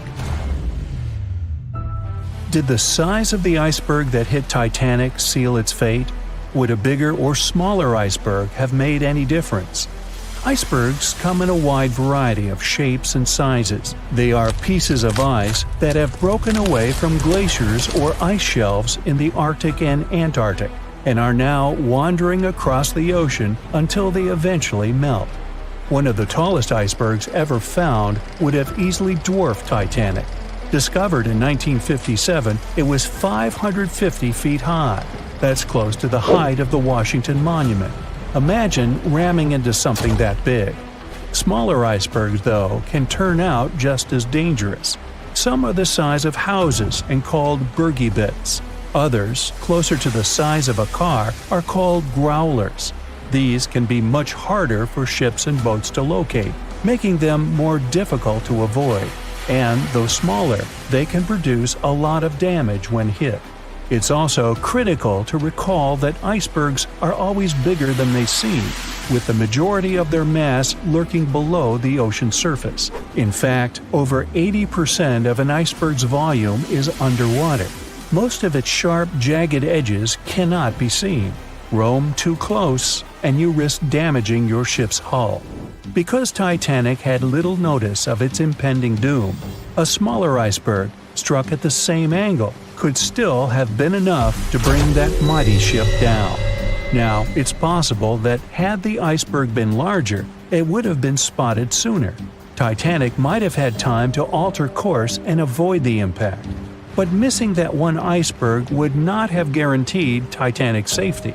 It was traveling in a dangerous stretch of the Atlantic called Iceberg Alley. It's located 250 miles east and southeast of Newfoundland, Canada. Behind one iceberg, there could be another, and another after that. And so the crew on board had to remain very attentive to avoid several potential collisions, not just one. A smaller ship might have been better suited for the trip. Titanic's size was certainly a challenge when it came to steering. In fact, it had just left her dock in Southampton when it nearly collided with another smaller ocean liner, the SS New York, missing it by just 2 feet. The gigantic steamship was obviously not made for maneuvering quickly in tight quarters. A ship that size required time and space to change course. But when it comes to ships versus icebergs, a ship's size doesn't always matter. The Islander was a steamship designed to travel the Inside Passage in Alaska. In the summer of 1901, it struck an iceberg, which tore a hole in the front portion or bow of the ship. The vessel did not sink right away, and the crew tried to steer it to safety. Ultimately, its bow completely submerged, and its stern was lifted up and out of the water. It didn't take much longer before the ship sank completely. Of the 168 passengers and crew members, 128 survived, and $3 million in gold was lost. Islander had a 240-foot hull, making it almost a quarter of the size of Titanic, and that smaller size didn't seem to be much help in preventing a collision with an iceberg. And then there was the Hans Hedtoft in 1959. Also known as the Little Titanic or the Danish Titanic, it was referred to as the safest ship afloat. It was 272 feet long with 95 people on board. Much like the real Titanic, the Hans Hedtoft was specifically engineered to handle most of what the sea could throw its way.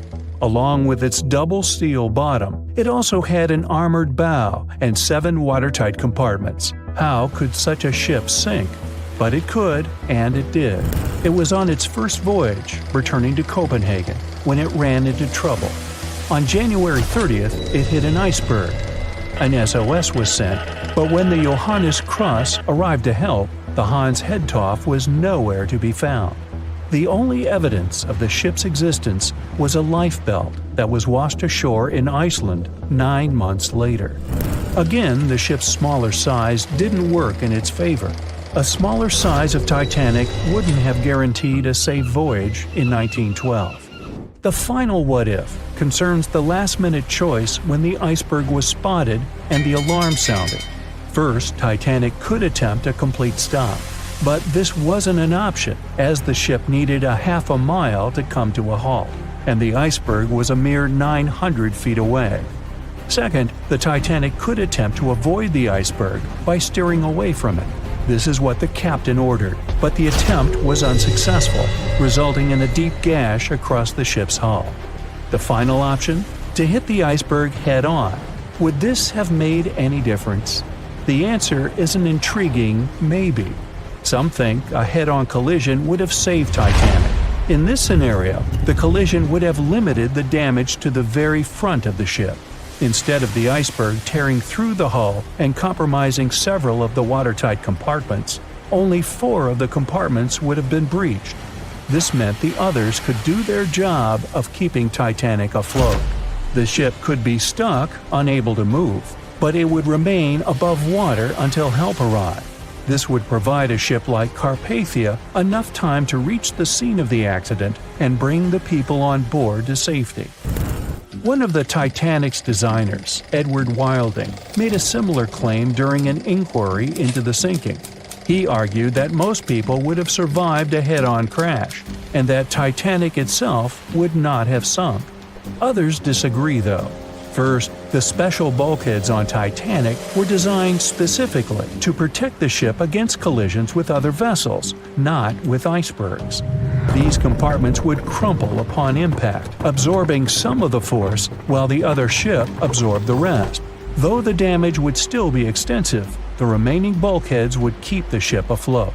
But an iceberg does not have the same flex in a collision as you would experience with another ship. Most of the force would be absorbed by Titanic, resulting in greater damage to the ship. Even worse, the impact would be carried through the full length of the ship.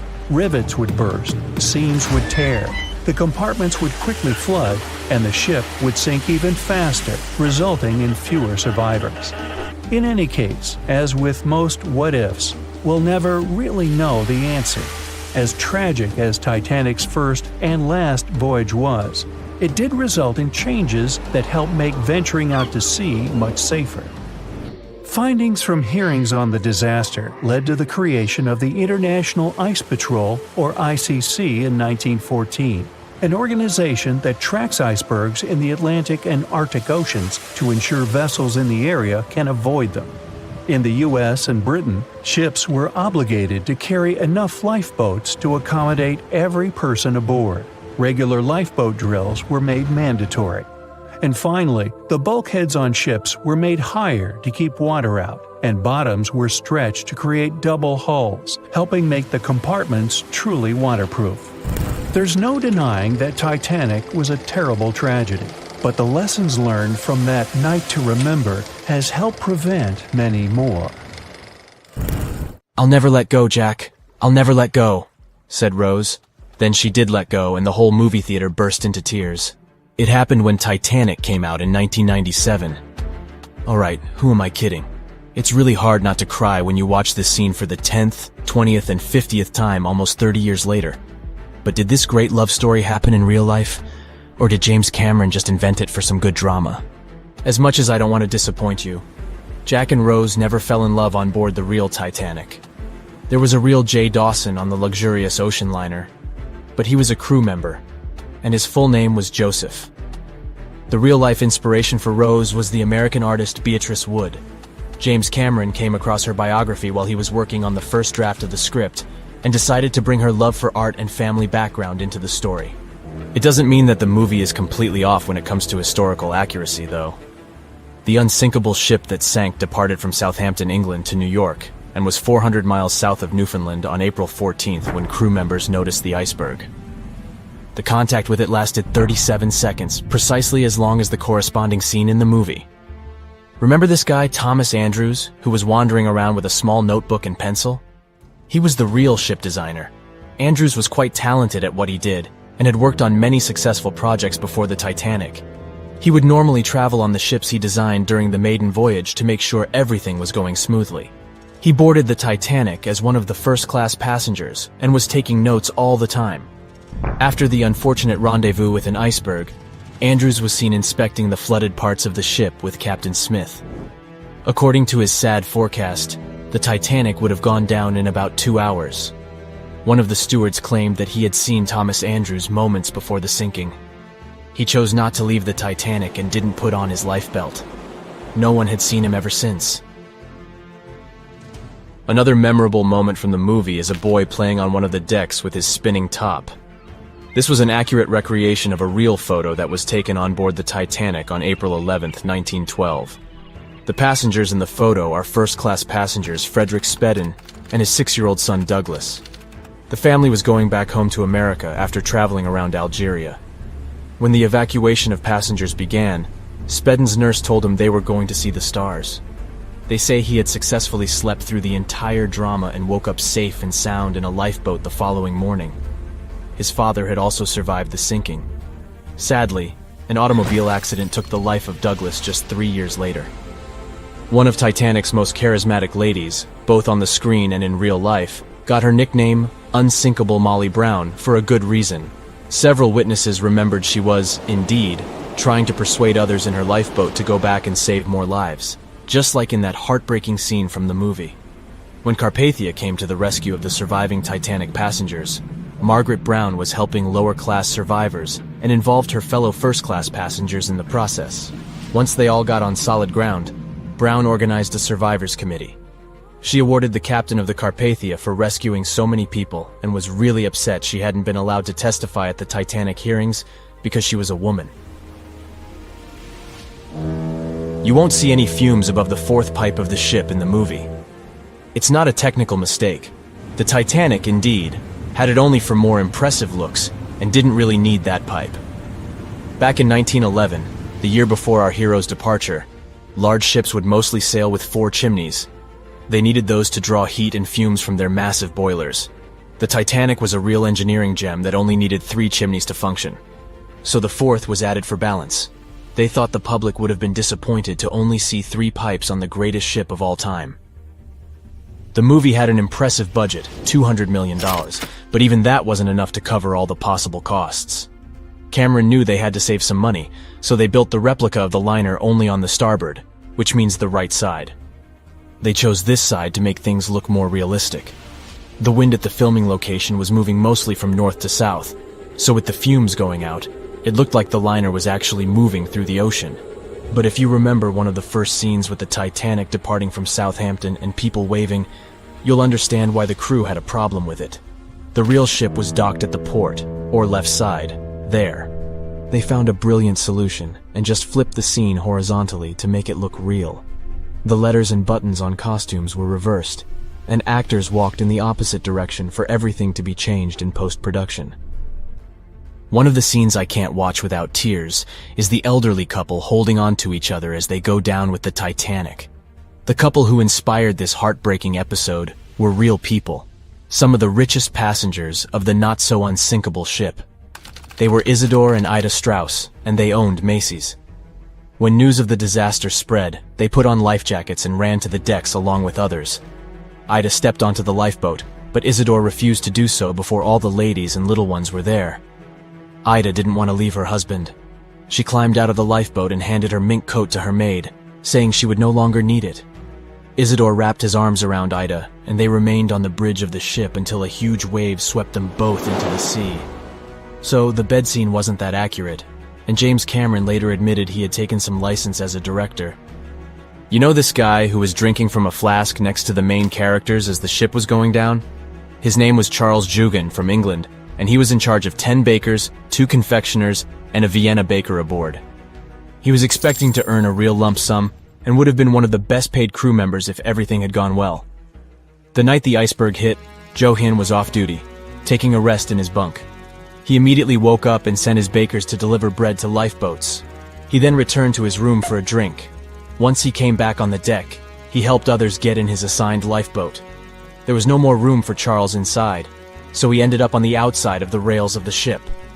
Finally, when the Titanic submerged, he just swam away, and as the sun rose again, he found one of the lifeboats and was rescued by Carpathia. The contents of the flask must have helped him survive. The well-dressed man who decided to stay on the Titanic forever was American businessman Benjamin Guggenheim. That last name probably sounds familiar. And yes, he was from that famous family. Guggenheim was traveling with his valet, his significant other, a singer from France called Leontine, her maid, and their chauffeur. They all boarded the Titanic in France during one of the short stops it made after leaving Southampton. When disaster struck, Benjamin was helping the ladies get in their lifeboat. He reportedly said they were only saying goodbye till the next day. He was sure the ship would be quickly repaired. After helping many women and youngsters get in the boats, Guggenheim chose not to fight over the remaining seats. He and his valet returned from the decks to their first-class suite and put on their finest suits to go down like gentlemen. No one could ever have imagined that the unsinkable Titanic would collide with an iceberg, except for one man, William Thomas Stead. Well, not directly, of course. It's not like he jolted out of bed one day, envisioning the fall of the Titanic. Rather, he wrote an empowering short story called How the Mail Steamer Went Down in Mid-Atlantic by a Survivor on March 3, 1886, 26 years before Titanic sank. Okay, let's do a super quick recap. Titanic was traveling from Southampton to New York in April 1912 in the North Atlantic. The ship hit an iceberg, and less than 3 hours later, it was completely underwater. Out of 2,208 people on board, just 706 survived due to the limited number of lifeboats and icy cold water.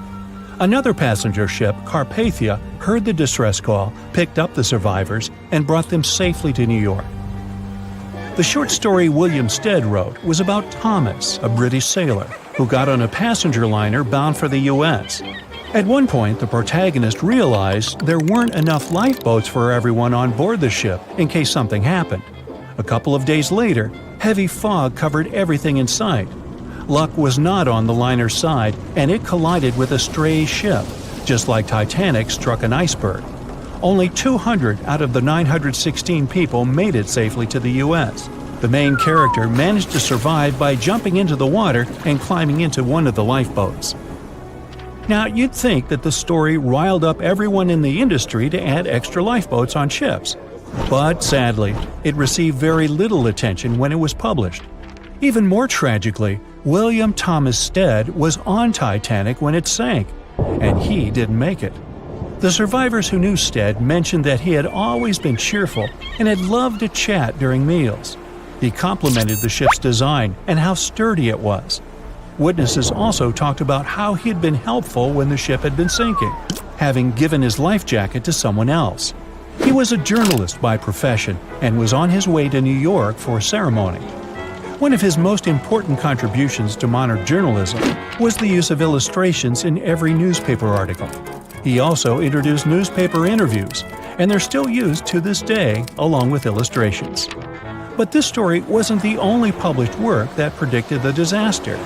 Morgan Robertson was an author and former ship captain who wrote short stories and novels. His most notable novella is The Wreck of the Titan. It's also known as Futility. The book was written in 1898, 14 years before Titanic. It was a fictional story about the Titan, an ocean liner similar to Titanic, which was crossing the North Atlantic. It's also a coincidence that Titan was just as fast as Titanic and shared many other similarities, like size and design. The book described it as unsinkable and the largest ship to hit the ocean at the time. That's what they said about Titanic, too. Another eerie similarity was the limited number of lifeboats it had. The story took place in April, and that's when Titanic set off on its journey and hit the iceberg. The Titan story also mentioned that barely anyone had survived that horrible accident. Unlike Stead's story, the protagonist of Robertson took a different path. The Titan sinking happened somewhere halfway through the book, so after the accident, the main character went on with his life. The book was brought back into the spotlight after the Titanic disaster. How could someone describe the events that took place almost a decade later so accurately? Many started to believe Robertson could see the future. But the reality was that Robertson knew his way around a ship. It was easy for him to write down the nitty-gritty of things without doing more research. Realistically, one of the biggest threats for ships at that time was hitting an iceberg or colliding with other ships. The next story sounds somewhat mysterious. Once, Alex Mackenzie heard a voice that warned him not to board Titanic. But when he turned around, there was nobody there. As he continued walking, the voice spoke to him again, but this time it was louder and more distinct. He took the warning seriously and decided to cancel the trip and go back to Glasgow, Scotland, his hometown. His grandparents weren't too happy to find him back home instead of on Titanic. After all, the ticket was very expensive. That disappointment very soon disappeared when they heard that the ship had struck an iceberg. John Coffey was a member of the crew of Titanic, but he decided to ditch the ride when the ship stopped at his hometown in Queenstown, Ireland.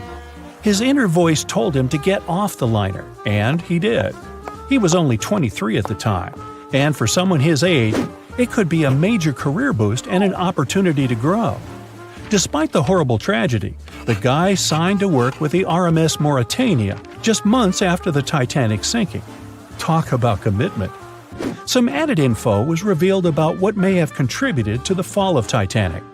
The constructors insisted that the ship was unsinkable, but many people later theorized that the vessel's steel plates had been too frail for the freezing Atlantic water. It may have caused the rivets to pop, allowing ocean water to seep inside. Another theory is that there may have been a fire in the hull of the Titanic that had been raging for 3 weeks before the voyage. The fire softened the steel, allowing the iceberg to cut through it like a hot knife through butter.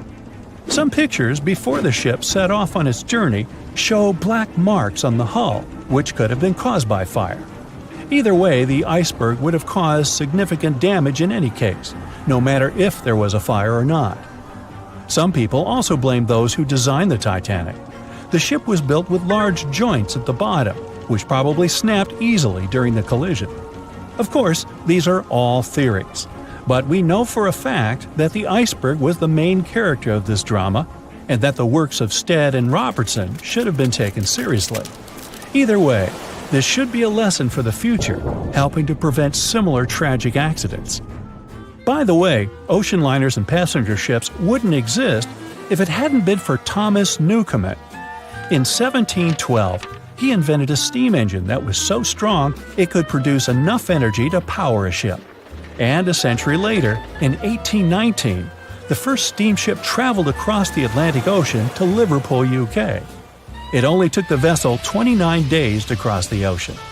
The passenger ship industry boomed in the early 1900s when it became easier for people to move to America or go on holidays. As decades rolled by, the use of aircraft stole the spotlight from passenger ships since planes were faster and more efficient. Nowadays, it's quite rare for a passenger ship to collide with anything in open water. Modern technologies can detect anything that can pose a threat and even predict stormy weather. Cruise ships these days are giants compared to the vessels of Titanic's era. Modern ships can carry almost twice the number of passengers and have amenities folks back then could only dream of. Most cruise ships these days have several restaurants to choose from, multiple swimming pools, and game rooms to catch a break. If you're in the mood for some fun, you can watch live performances. Don't forget about the helicopter pad, because why not? Don't worry if you start feeling unwell. The in-house doctors are always there to help any passenger in need. And these ships are only going to get bigger. Putting Titanic and a modern cruise ship side by side is like comparing a Corgi to a Doberman. Back then, Titanic was the biggest and most cutting-edge vessel anyone could dream of. So, who knows what the future of cruise ships can hold? We might even have entire cities floating around. That would be a really big boat. We know Titanic from so many stories, even a movie, but now we have its first full-sized digital scan. And nope, it's not like those models from before, where we mostly imagined what the ship was supposed to be like. This time we got a real digital scan. A team of experts really mapped the deep-sea floor around the Titanic together with the ship itself. We basically got a 3D view of the entire wreck, which is like going deep down beneath the ocean's surface and seeing Titanic as if all the water has been drained away. So, the story of the wreck started in 1985, 73 years after the Titanic went down. The explorer named Robert Ballard stumbled upon it somewhere between two submarines that also went down in that area. He was actually on a different task back then, so he didn't even have time to explore the ship properly. But as he was searching for the submarines, he realized how ocean currents affect sinking debris. He noticed the heaviest object sank quickly and left a trail of debris behind, the trail that followed the currents. Using this knowledge, Ballard made a hypothesis the Titanic had broken in two and left a debris trail as it sank. Before he found the wreck, everyone thought the ship just went down in one piece after hitting an iceberg. So everyone knew where the ship was so the adventure could start. Or not. It was hard to explore it. The ship is enormous, and the dark depths of the ocean make it really difficult to capture its whole body in one go. So we mostly relied on glimpses of the decaying ship, and had to settle with teasing scattered parts of the whole picture and filling it up with speculations and stories.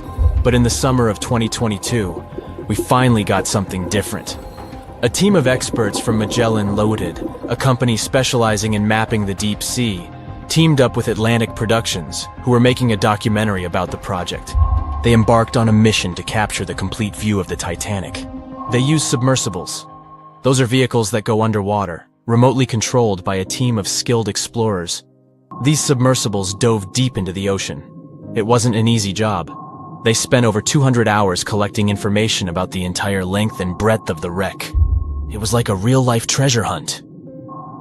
But instead of finding gold and jewels, they took something even more precious. Over 700,000 images of the Titanic from every angle possible. Yup, they took photos of every tiny part of the ship, even the not-so-interesting bits most of us would usually skip. Even mapping the muddy parts was an important part, because it helped fill in the gaps between the more exciting things they discovered. And this was a way for all of us to finally get a detailed 3D reconstruction. Even though it's been more than 100 years, you can still recognize the bow of the Titanic, covered in rust that hangs down like stalactites. On top of the bow is the boat deck, where a big hole gives us a glimpse into the empty space where the grand staircase once stood, like a window into the ship's glamorous past. Its stern is now a wild mess of twisted metal. As the Titanic went down, this part collapsed and spiraled into the seabed. The bow and the stern ended up separated by about 2,600 feet. There's a vast field of debris surrounding this giant, stuck on the seafloor. This debris is like a scattered treasure trove, full of intricate metalwork from the ship, statues, and even unopened champagne bottles. There are also personal belongings that went down together with the ship, like dozens of shoes resting across the seafloor. It was a tough task to do, go down and take all those pictures. It may not sound that hard at first, considering it was the vehicle that really immersed itself into such deep parts of the ocean, not the people. But studying the ocean is hard. We haven't explored, mapped, or even seen over 80% of it. The conditions are harsh, and the pressure becomes more intense the deeper you go. And their vehicle had to dive down to nearly 13,120 feet below the surface. That's like 12 Eiffel Towers stacked on top of each other. Plus, you have strong currents in that area, so it was probably like trying to navigate through a watery maze. And submersibles weren't supposed to touch anything. Even the slightest wrong step can damage the wreck that was already so fragile. It seems like the Titanic is frozen in time, so it will always be there waiting for us. But in reality, it's slowly disappearing. It's pretty obvious that the ocean water ruined it considering how long it has been down there. But it's not just that. The wreck itself has become a home for a specific type of Bacteria Halomonas titanicae that even got named after the famous ship. These bacteria have a special ability. They can survive inside rusty formations known as rusticles. They kind of look like icicles, those spikes of ice that form when water falls from something and freezes. These bacteria have a taste for iron, which is abundant in the ship's hull. For them, it's like a real buffet down there.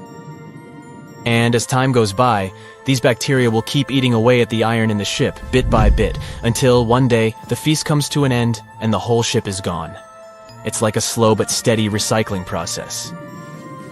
So this 3D model we got because of the hardworking team and technology comes at the best time because we never know how much time we have left with exploring the famous wreck.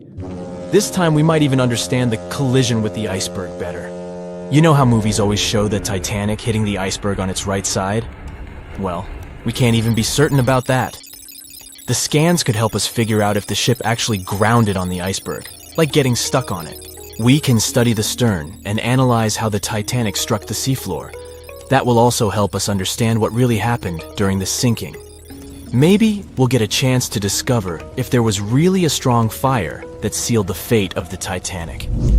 One theory says that the coal fire had been raging for a whole 3 weeks before the ship even took its first and last trip. And this could have made its hull weaker, which means most of the work was done. The iceberg just delivered the final blow. If there even was an iceberg, as some people wonder. There's an alternative theory they suggested where the Titanic may have actually hit a hidden mass of pack ice instead of a typical iceberg. Pack ice is made up of large sheets of ice that float near the ocean's surface and can be difficult to spot. They believe this pack ice might have drifted into the Atlantic from the Arctic Ocean. According to one professional mariner, Captain L.M. Collins, that stands up with that idea. If the Titanic had struck a regular iceberg, the ship would have sunk much more quickly than it did. And since the Titanic managed to stay on the surface for a relatively long period of time, less than 3 hours, maybe this was a different type of collision. The mariner also said there are differences in what people said they saw when the Titanic sank. He thinks these differences might be because of optical illusions. In this case, when people were looking at the ocean that night, the way the light was reflecting and the conditions at sea might have made things appear closer or distorted. So when they saw something in the water, it might not have been exactly what they thought it was. Whether it was an iceberg or something else. Binoculars might have helped the crew members to spot the potential danger, but unfortunately, they didn't have any. It appears they were locked inside a cabinet, and no one knew where the key was.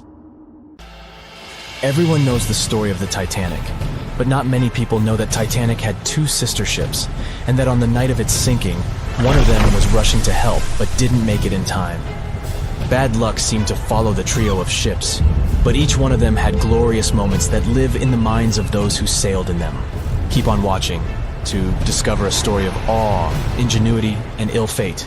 And don't forget to click the subscribe button and turn notifications on to join us on the bright side of life. You know how the iceberg hit the Titanic, how the band played to the end, and how the whole tragedy unfolded, but before it happened, it would have seemed an impossibility for such a ship to meet the end it did. None of that could have been foreseen by White Star Line, the company who built the Titanic, who had high hopes for what the unsinkable ship and its sister ships, the Britannic and the Olympic, would accomplish. The Olympic was the first of the trio to make sail on June 11, 1911, heading towards New York. The sheer size of it would wow the crowds. The Olympic's maiden voyage went without incident, and a crowd of 8,000 people in New York got to explore its luxurious accommodations while it was docked there. There were high expectations for the massive ship, but just around 2 months later, the Olympic crashed with the HMS Hawke. The Hawke got the brunt of the damage, as the bow was left flat as a pancake. After the crash, the Olympic made its way slowly back to Belfast, where the Titanic was being constructed. On the dock, people could see the 2 enormous ships side by side, as parts of the Titanic were used to put the Olympic back in shape. A rare sight to behold. And on April 14, 1912, the Titanic hit an iceberg, and minutes later, the crew radioed nearby ships for help. That night, the Olympic was returning from New York, when it received the distress signal. The ship turned around and rushed at full speed towards the Titanic, but they were so far away that they would have arrived next night. At some point during the early hours of April 15, 1912, the crew of the Olympic decided they wouldn't make it in time and stopped course. The survivors of the Titanic were eventually rescued by the Carpathia. Olympic was set up with lifeboats for all crew and passengers after the Titanic sank. It went from having 20 lifeboats to 64. Changes were also made to the watertight bulkheads, and an extra hull to construct a type of double hull was installed. It was determined that a double hull would have kept the Titanic from sinking. For several years, Olympic was used in the war effort against Germany. Throughout the years, Olympic carried over 200,000 passengers, which included thousands of Americans fleeing from Europe and troops battling during World War I. One of the most significant moments for this ship was when it struck a German submarine and sank it. It was discovered that the submarine was preparing to fire a torpedo on the Olympic before Olympic rammed it. The Olympic ended up sailing the seas for 3 decades, which earned her the nickname of the Old Reliable, despite some previous accidents. It went on to help the survivors on the HMS Audacious when it was sinking, and do what it couldn't for its sister, Titanic. Eventually, bad luck caught up with the Olympic. The ship crashed with the Nantucket Lightship, and the crash signaled the beginning of the end. Beaten up, and after years of service, the Olympic was demolished and scrapped for parts. The Old Reliable saw many years of service and thousands of passengers, but the Britannic's journey was shorter-lived. When the Titanic sank, White Star Line was faced with a problem since they already had another enormous ship in the works. White Star Line began construction on the HMHS Britannic on November 30th, 1911, around 4 months before the Titanic sank.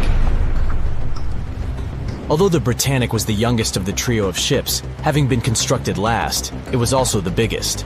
They intended to name it Gigantic, but after the Titanic's disaster, they changed the name to Britannic, since they considered it to be a lucky name. With the Titanic sinking, the White Star Line underwent rigorous investigation, and many changes were made to the Britannic's design.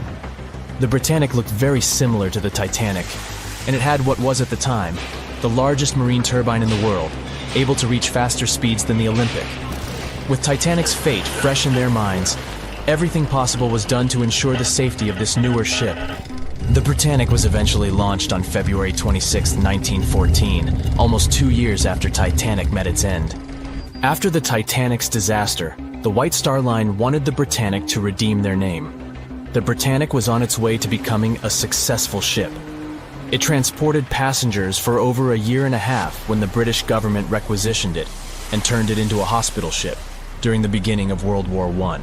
The ship became an even more impressive sight to look at. It was painted all white, with enormous red crosses on its side to indicate it was a hospital ship. One of the ship's surgeons, Dr. J.T.H. Beaumont, thought of it as the most wonderful hospital ship that ever sailed the seas. It could treat as many as 3,309 patients at once. This is how the Britannic became His Majesty's Hospital Ship, or HMHS Britannic. Though the sight of this magnificent ship must have put a smile on a wounded soldier's face or two, the Britannic didn't operate for long. Just a year after it was turned into a hospital ship, the Britannic was making its way through the Aegean Sea to pick up wounded soldiers, when it was struck by a loud explosion. The passengers didn't know what had happened, but headed to the deck to disembark. It is unclear what hit the Britannic, but the general consensus is that it was struck by a mine left by a German U-boat, though some still believe a torpedo hit it. The captain tried to move the ship to a beach close by, but the ship was sinking fast. In the desperation, against the captain's orders, several crew members launched lifeboats and disembarked. But since the ship was moving and the propellers working, the lifeboats were sucked and destroyed by the propellers. Though so much effort had gone in to ensure the Britannic was safer than the Titanic, whatever explosion occurred left the Britannic in the same dire condition as the Titanic in just 10 minutes. In a cruel twist of fate, it also sank in the ocean. Unlike Titanic's enormous death toll, only 30 people perished in the sinking of the Britannic, and over 1,000 survived. So many people survived because the accident happened in the morning, when the temperature of the water was warmer and the Greek island Kea was close by to offer help. In the end, the Britannic only sailed the seas for over 2.5 years. The bad luck that followed the Titanic and the Britannic and the accidents and demise of the Olympic was remarkable. But what was most impressive is that there was a woman who sailed on all 3 ships and survived. Violet Jessup was a crew member and nurse aboard the ships. She was there when the Olympic collided with the HMS Hawke in 1911 and disembarked safely. 2 years later, she escaped the sinking of the Titanic in lifeboat number 16, and she showed some women it was safe to board the lifeboats. You'd imagine that would be enough to keep her from ever getting on a boat again, but not for her. A few years later, she served as a nurse in the Britannic while it was used as a hospital ship. When the explosion occurred, Violet jumped overboard, was pulled under by the water, and hit her head on the keel but survived. Can you imagine her experience? She must have had nerves of steel. All in all, the trio of ships saw journeys of triumph and tragedy. Ill fate might have followed them, but all the survivors were left with incredible stories to tell. So tell us, Brightsiders, would you have liked to have seen any of these ships in real life? Let us know in the comments section. Don't forget to give this video a like, share it with your friends, and click subscribe to stay on the bright side. On the night of April 14th to 15th, 1912, the most modern and unsinkable ship collided with an iceberg and sunk. And it was incredibly scary. Just imagine a huge cruise ship, several times the size of the Statue of Liberty, crashing into a massive chunk of ice and sinking. It's dark and cold. All you can hear is the rumbling and grinding of breaking metal and wood. All that surrounds you is the icy waters of the endless Atlantic Ocean. there's almost no connection with the outside world. There are no phones or internet. Nobody else on the whole planet knows that the ship is sinking.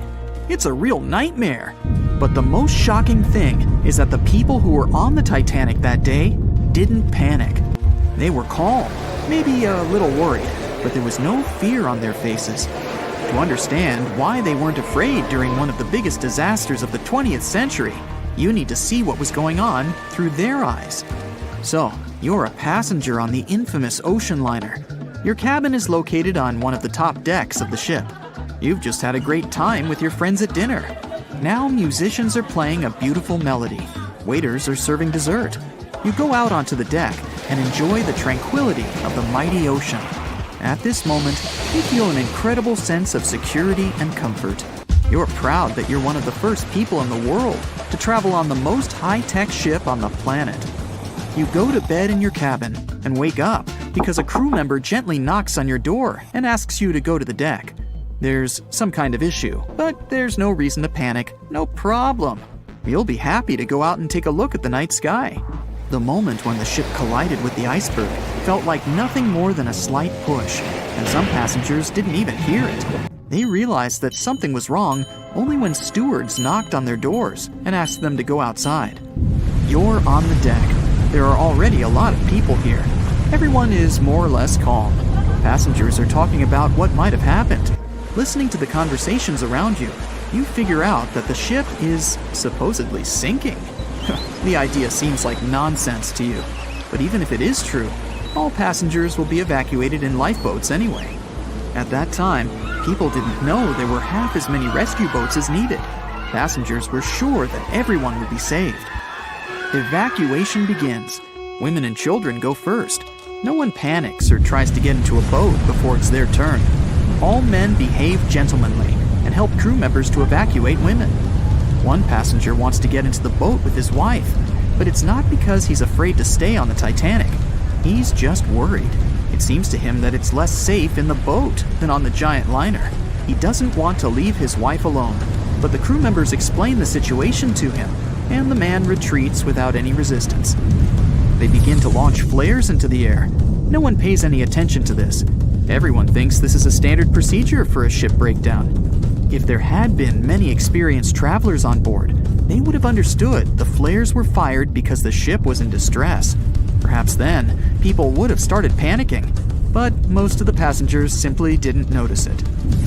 The boats are lowered one by one. People are watching the evacuation, patiently waiting for their turn. There's no pushing or crowding, no preeming. The actions of the crew help the passengers to remain calm. They deliberately downplay the severity of the situation to prevent panic. Someone says the boats are launched simply as a precaution. Also, the crew members claim that a rescue ship is heading for the Titanic and is just a few miles away. Some passengers say they see the lights of another ship. The people who are already sitting in the boats want to stay closer to the Titanic, since this way they'll feel safer. Many passengers simply don't want to believe that something serious is happening. Even when they're told the ship is sinking, they refuse to admit it. How is it possible that the unsinkable ship can sink? But this is how the human mind works. In extreme situations, it refuses to believe that something bad is going to happen now. You don't even want to think about it. One of the passengers says that it seems to her that the danger is exaggerated. She claims that all people will return to the Titanic at any moment. Some passengers are afraid, and still, they don't want to leave the ship. Warm cabins and the safest ship in the world are here. The alternative is the ice-cold ocean and small, unstable rescue boats. Someone refuses to leave the ship because they can't find their baggage. Some passengers carry all their belongings with them. They don't want to leave them on the sinking ship. There are many immigrants on board, and some of them don't even understand English. The crew members can't explain to them what's happening. These passengers misunderstand stewards' instructions during the evacuation. They can't figure out the inscriptions on the evacuation signs. Many passengers are sure there's been some kind of breakdown in the engine compartment. The problem will be solved soon, and the Titanic will continue its journey. People only start to realize that the ship is going down when it begins tilting forward, and its rear part starts rising above the water. That's when those around you start panicking. Some jump into the water, Others climb into the lifeboats without waiting in line. But in general, there's no chaos and hysteria. And this is despite the fact that there are about 1,500 people on the ship. Scientists claim that some of them never even left their cabins. Those people refused to leave their stuff behind and didn't believe that something serious had happened. During the evacuation, the orchestra is playing. This helps people to keep their cool. They hear music, and it seems to them that everything will be fine. The music keeps playing on the Titanic almost until the very end. At about 2:05 a.m., the crew lowers the last boat with passengers. 15 minutes later, the ship goes underwater. Even after the tragedy, the surviving passengers can't really understand what's happened to them. They remember boarding the boats and moving away from the huge vessel, and they won't forget seeing it go under the water. But even after a while, they still can't realize what a terrible catastrophe they've just experienced. Sometime later, people began to write books about those fateful events. They made documentaries and feature films. The news about the Titanic was in every newspaper. It spread all over the world. In any description of that day, the tragedy looks like a terrible disaster. But those who were there admit they didn't feel all-consuming dread. They just couldn't believe what was happening that day. The tragedy of the Titanic might seem more terrible for people who heard about it than for people who experienced it. Many people around the world refused to go on board large ocean liners after the catastrophe. They were afraid of what could happen to them. At the same time, a lot of passengers who survived on the Titanic continued to travel by other ships. There was a woman who survived 3 shipwrecks, including the Titanic, and she still continued traveling. And what if people tried to raise the Titanic from the sea floor? This happened many years after the shipwreck. Then, the $5 million operation failed. Nylon slings were attached to a large part of the sunken ship. The other ends of the slings were connected to diesel engines. For the entire operation, a mini-submarine was used. A piece of the Titanic, weighing 21 tons, was being pulled up when one of the slings tore. And then, one by one, the other cables began to snap too. The huge piece of the ship fell back to the seafloor. By that time, the participants of the rescue operation had run out of food supplies. And since the nearest shore was quite far away, they decided not to give it another try. Titanic sank on April 14, 1912. And all of the passengers' belongings and ship's paraphernalia went down into the deep, dark waters with it. These objects patiently waited to be discovered until 1985. Titanic sank fast, and there seemed to be almost nothing left from the ship. Yet divers in small submarines managed to retrieve plenty of artifacts from the wreckage. If you wonder what those surprising items look like, hey, join me. A number of museums have collections of Titanic items rescued by divers or donated by survivors and their relatives. And some of those items are even sold at auction. So if you're ready to spend a pretty penny on an exclusive artifact, hey, why not? The first artifact on my list is a pocket watch belonging to a Titanic passenger, John Chapman. John and his wife Elizabeth were on their honeymoon. When the ship hit the iceberg, Elizabeth was offered a seat on a lifeboat next to her friend Emily Richards. There was a problem, though. Mr. Chapman couldn't enter the lifeboat. Elizabeth turned to her friend Emily and said, "Farewell. If John can't go, I won't go either." Now, that's what I call true love. After a short time, the ship went under. If we step back and return to Chapman's pocket watch, we'll notice one more heartbreaking detail. Experts believe the watch stopped around the time the ship finally submerged. Do you remember the iconic scene in the Titanic movie where the ship's band continued to play while the ship was sinking? The violin, played by the real musician, was sold in an auction for $1.7 million in 2013. They say the band played "Nearer My God to Thee" as the ocean liner sank. Since we started talking about the band, we might as well shed light on a piece of music found on the ship. It was the song "Put Your Arms Around Me, Honey." Considering the fact that paper gets ruined almost instantly when it meets with water, it's a miracle to see those documents. Another saved paper document is the lunch menu. The first-class passengers wore their beautiful dresses and enjoyed their meals without knowing that it was their last lunch. This unique item was auctioned for $122,000. Meals were offered based on class. For instance, a first-class passenger would eat roasted turkey with cranberry sauce, spring lamb, or baked haddock. In comparison, a third-class lunch consists of stuff like rice soup, fresh bread, roast beef, and brown gravy. There were also cabin biscuits, which the passengers would eat to diminish seasickness. It wasn't just the menu. A VIP ticket was also retrieved. The ticket number is still readable, 1342. Number 5 is Edwardian perfume samples. A chemist named Adolf Saalfeld stepped onto the Titanic with various perfume bottle samples. Why did he bring these samples with him? Well, Saalfeld planned to open a fragrance store in America. 61 vials of perfume sank with the ship. Luckily, their owner managed to survive and get there safely, but his samples sank and were only rediscovered some time ago by the divers. When we accidentally drop a plate, it usually shatters into pieces.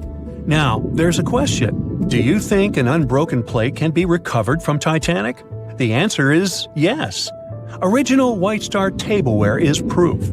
Apparently, each class of passengers didn't just get different meals, but was also served with different types of plates. The retrieved plates have a green and brown floral motif. The edges have a gold rim, and there's a logo in the center. By the way, they're sold at auction, and you can find them online. Let's carry on with touching personal stories. The love story of Rose and Jack that we see in the movie is fictional, but the ship surely witnessed many romantic tales. Here's a love letter to prove this. The messages tell us a story about how life was on the ship during the last few days. It was written by Kate Buss on April 10th. She mentioned how seasick she felt and other things, such as she was supposed to go to dinner in a half an hour. This letter wasn't the only letter divers took to the surface. For example, there's the letter Esther Hart wrote to her little daughter Ava. It was sold at auction for £119,000. This letter is probably the last letter written on board, since it was completed only 8 hours before the tragedy. The letter is not that damaged because it was in the pocket of Esther's husband's coat. Another letter we can mention is Dr. John Simpson's letter. Those words were the last words that he wrote to his mother. Let me introduce you to Edith Rosenbaum. She was on the ship with her lucky toy pig. Edith had been severely injured in an accident before she sailed on the big ship. The toy was a present from her mother as moral support for her recuperation process. It was actually a music box in the shape of a pig. Edith used it to calm frightened young people in the same lifeboat. The next item on the list is the scout whistle of Lillian Winifred Bentham. She was a second-class passenger. On that terrible night, Lillian was in her stateroom. She didn't believe that the Titanic could sink. After all, it was the unsinkable ship. Her friend came to her and convinced her to hop into a lifeboat. Only then did she realize how serious the situation was. Moments later, she saw the ship break into 2 parts. As the lifeboat floated into the night, Lillian saw a crewman who was also rescued. Without a second thought, she wrapped the man with her fur coat. It was freezing, so she probably saved the man's life by doing that. The young man wanted to thank her for her kindness, so he gave Lillian a scout whistle. It was the whistle he used throughout the night to call for help. This pair of white gloves is one of the rarest artifacts recovered from Titanic. These cotton gloves belong to a gentleman. The owner's identity is unknown. Fabric can't last underwater for decades, but these gloves look fine, and you can still see the fine detailing and elegance.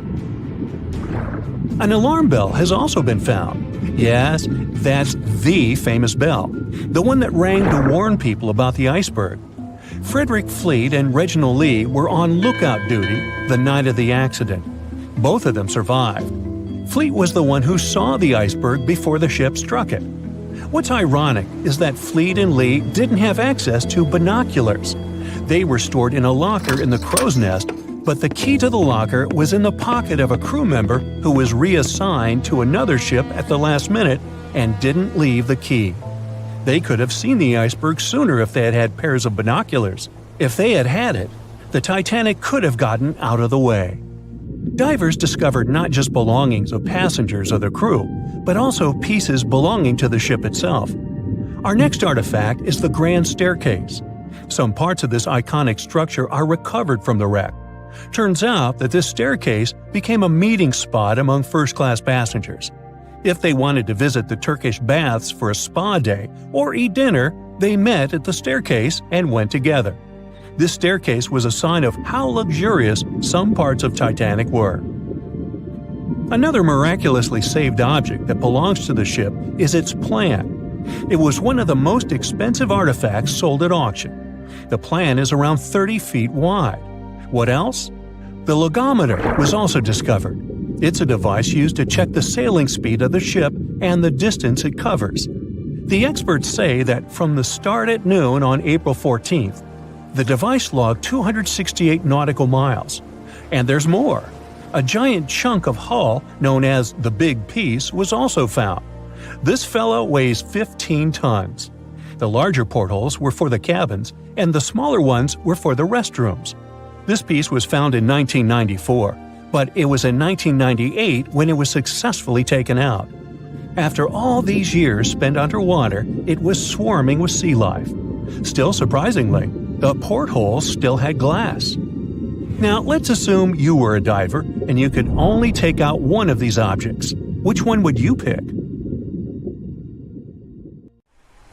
Back when it was built, the Titanic was one of the largest and most luxurious passenger ships, with high-class features like a grand staircase, a swimming pool, and a gymnasium. People thought it to be unsinkable because of its advanced safety devices. Its tragic sinking on its maiden voyage in 1912 proved it wasn't at all the case. It wasn't until 1985 that the Titanic's wreck was finally rediscovered using state-of-the-art sonar technology. Ever since, thousands of items have been recovered from the Titanic, many of them being put on display or sold for auction. Things like jewelry, a life jacket, a menu from the ship's restaurant, or even a sample square of carpet from the first-class stateroom have all baffled the public and told stories of the many on-board people. Scientists have even tried to come up with strategies to get the Titanic back up, not because they want to put it up for display, but so it can be properly studied, and more importantly, to stop it from getting more and more damaged at the bottom of the ocean. Some have suggested filling the wreck with ping-pong balls to make it float, while others even considered injecting it with 198,000 tons of Vaseline. Another creative solution was proposed, the idea of using a giant claw or scoop to lift the Titanic. Nobody came up with this device. Using 500,000 tons of liquid nitrogen to trap it in an iceberg that would float to the surface was also considered, but all these potential strategies had to be eventually let go, since the Titanic is way too fragile to ever be recovered. As the Titanic's iconic bow railings are in danger of collapsing, metal-eating bacteria continue to chew away at the ocean liner's wreckage. An undersea exploration company plans to gather data about the ship's deterioration in annual expeditions. They hope this will help them learn more about the Titanic, and also more about the ecosystem that shipwrecks create. The over 100-year-old ocean liner is also being damaged by deep-sea currents daily.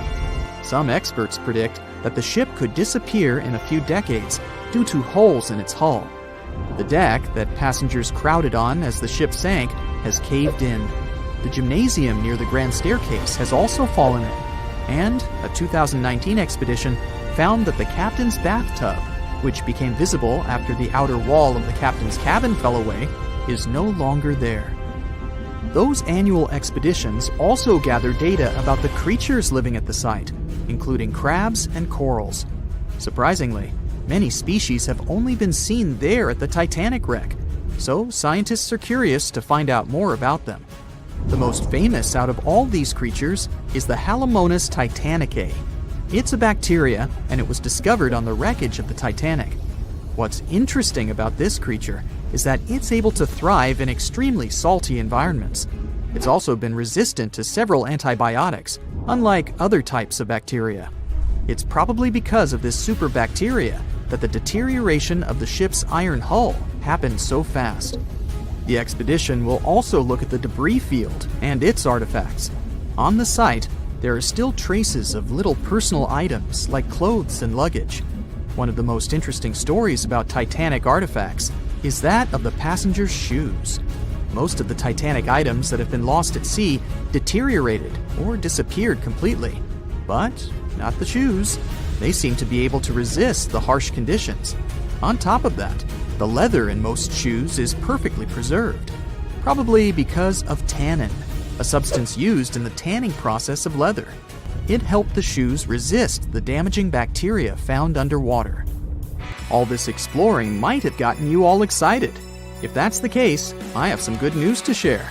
You might even be able to join the expeditions. To personally explore the Titanic, you have to plan ahead and apply to be a mission specialist with OceanGate, the company responsible for the journey. However, this experience does come with a high price tag of $250,000. Despite the cost, this once-in-a-lifetime experience is in high demand because of the limited spots available. If you can afford the exploration, you will have the chance to collaborate with renowned specialists in marine biology, oceanography, the Titanic, DNA, and the deep ocean. Accommodations and meals on the dive support vessel are also included, as well as training and guidance from specialists before and during the mission. Lastly, you don't even need to bring your own gear, as the expedition equipment is included as well. Sure, ships have evolved and modernized over the years, and these days we have technology that is way better than that available on the Titanic. But this ship remains an amazing piece of history because of its many unusual features, like the fact that the Titanic's whistle was loud enough to be heard over 11 miles away, or the fact that the ship's hull was painted with a special mixture of red lead and linseed oil, which was believed to be effective in preventing the growth of seaweed and other marine organisms. However, despite popular belief, the ship's iconic fourth smokestack was not functional and was only used for ventilation and aesthetics. Probably one of its biggest flaws was its number of lifeboats. Despite its size and luxury, the Titanic only had 20 lifeboats on board, which were not enough to save all of its passengers and crew once it hit the iceberg. The Titanic may be the most famous shipwreck, but it's not the only one. The fleet of Kublai Khan tells a similar story. This one was a large naval force commissioned by the Mongol ruler Kublai Khan in the 13th century. The fleet was intended to travel to Japan and establish the Mongols as powerful rulers in the region. However, in 1281, the fleet was supposedly caught in bad weather and was seriously damaged, with many ships being destroyed. Legend has it that the fleet was torn down by a massive typhoon that came to be known as the kamikaze, or divine wind. This strong storm was believed to have been sent by the higher spirits to protect Japan from the Mongols.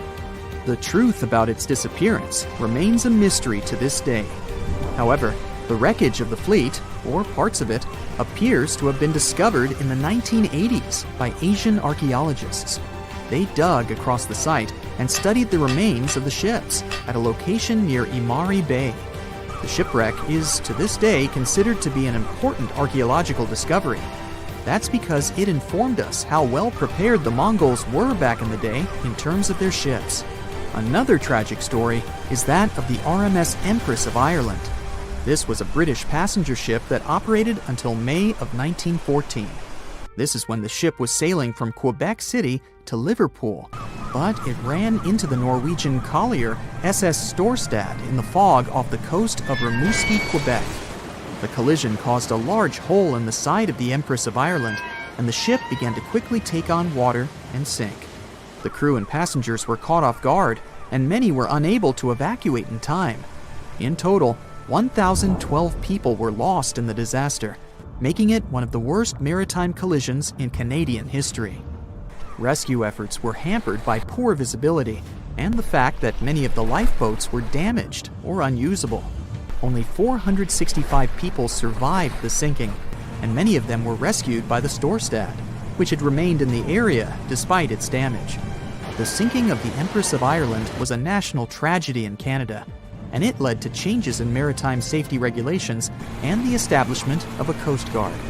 The ship still lies at the bottom of the St. Lawrence River, where it has become a popular dive site for enthusiasts.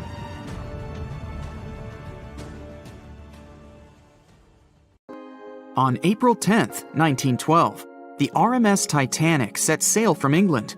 But this wasn't the launch of a regular ship. The Titanic was the largest liner ever built at the time. It was 882 feet long. That's nearly the size of 3 soccer fields. And measured from the hull to the top of the smokestacks, the ship was an impressive 175 feet tall. That's the size of a 17-story building. Deemed unsinkable, it took 3,000 workers almost 3 years to build.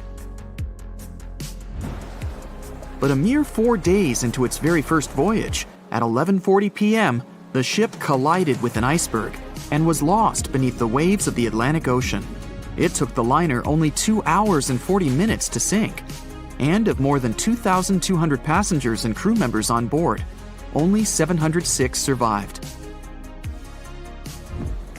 The wreck would remain lost for another 73 years, hiding its many secrets within the frigid Atlantic waters.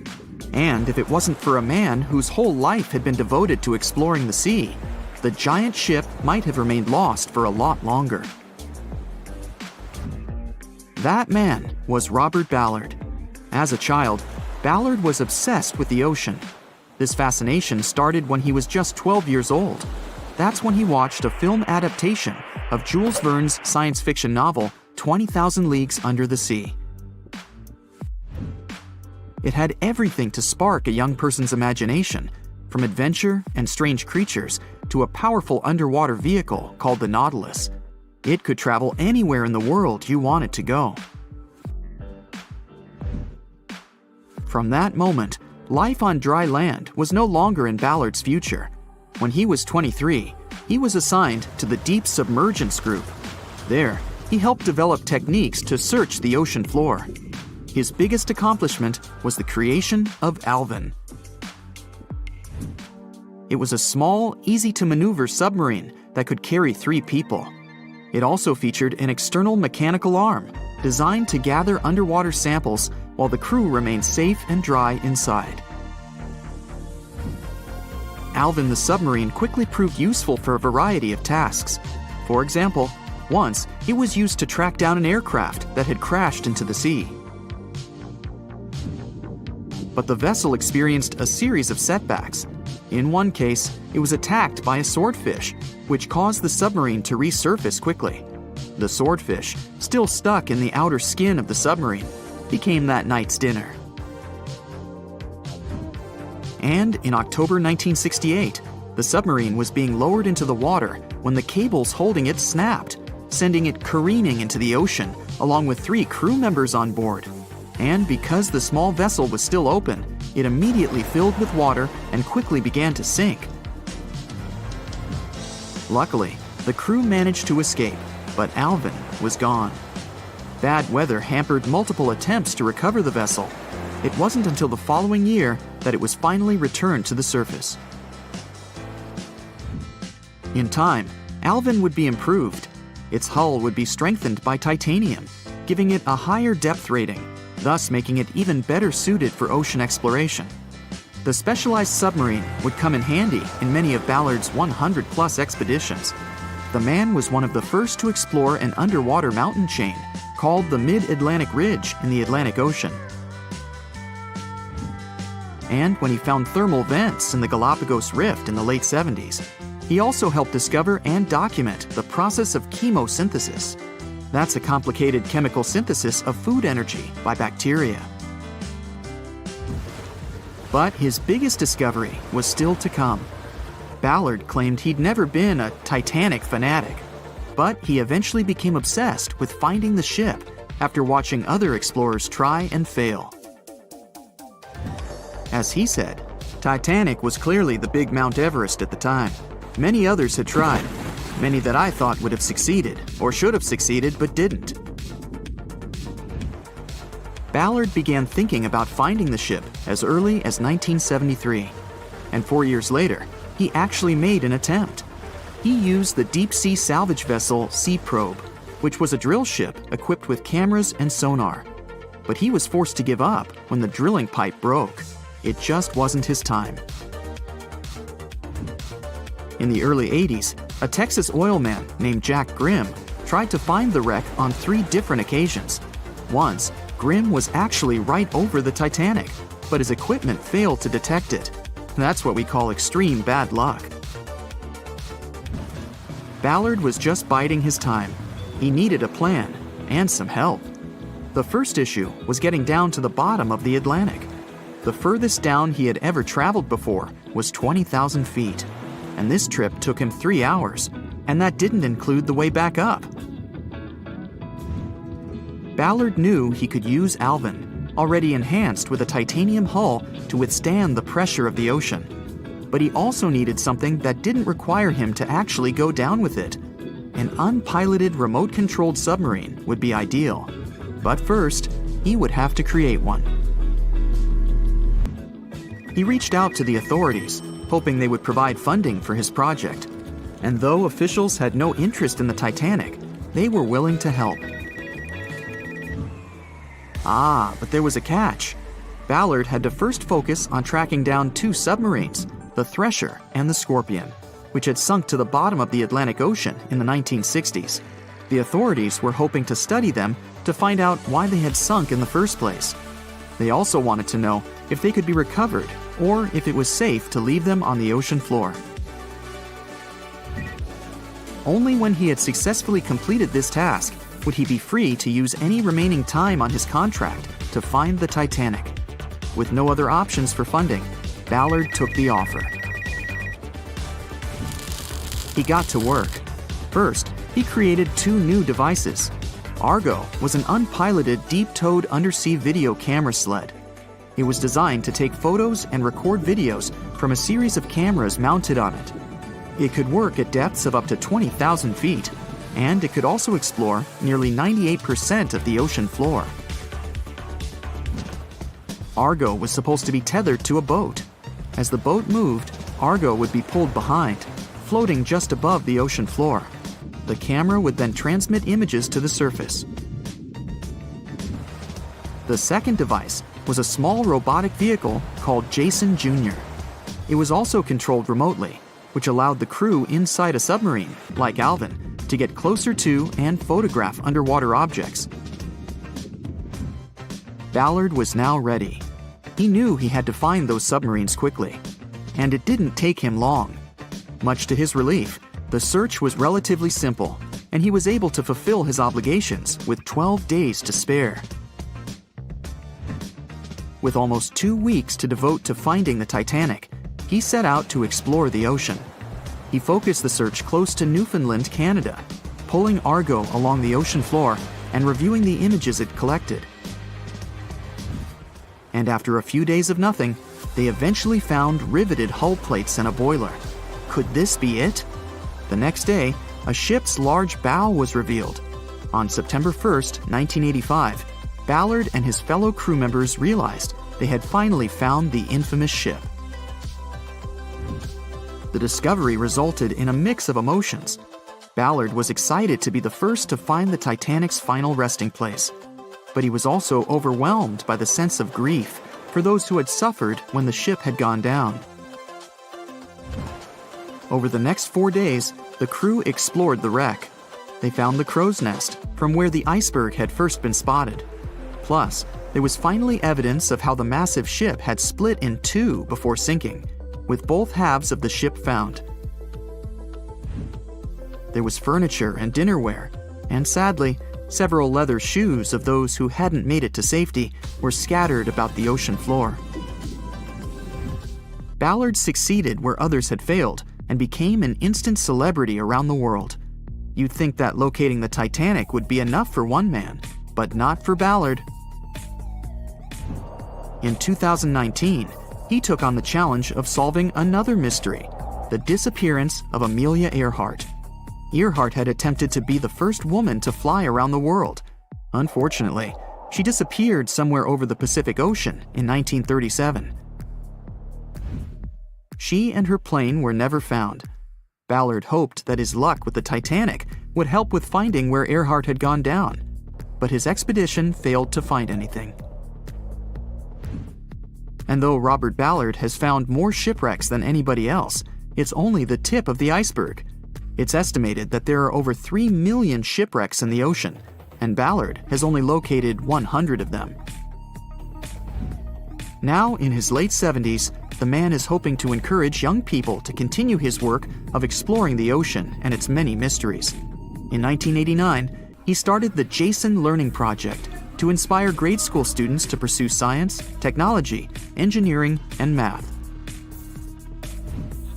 He has his own research vessel called the EV Nautilus, after the name of the submarine in Jules Verne's novel, a fitting tribute to the story that inspired his career. Over a century ago, the Titanic struck an iceberg and sank to the bottom of the Atlantic Ocean. Of the 2,240 people on board, only around 700 survived.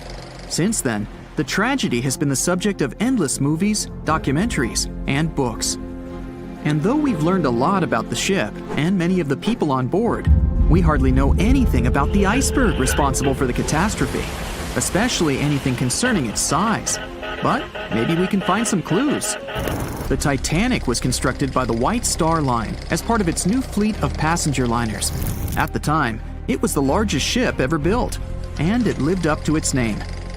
The ship was 883 feet long, equal to 2.5 soccer fields placed end to end, and 175 feet tall, which is close to 10 giraffes standing on top of one another. From the waterline to the deck alone, the boat was 60 feet high. That's close to the height of a 4-story building.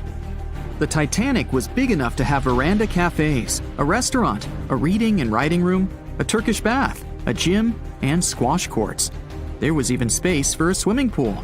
The liner could carry a total of 3,300 people, including 2,435 passengers and 900 crew members. Although luxury was important, safety was paramount. The Titanic had been designed to have 16 watertight compartments below its deck. If the ship's hull was somehow compromised in an accident, up to 4 of these compartments could take on the water, while the remaining 12 would keep the ship afloat. Philip Franklin, vice president of the White Star Line, said this was what made the ship truly remarkable. It's believed that the man said, "There is no danger the Titanic will sink. The boat is unsinkable, and nothing but inconvenience will be suffered by the passengers." He was so very wrong.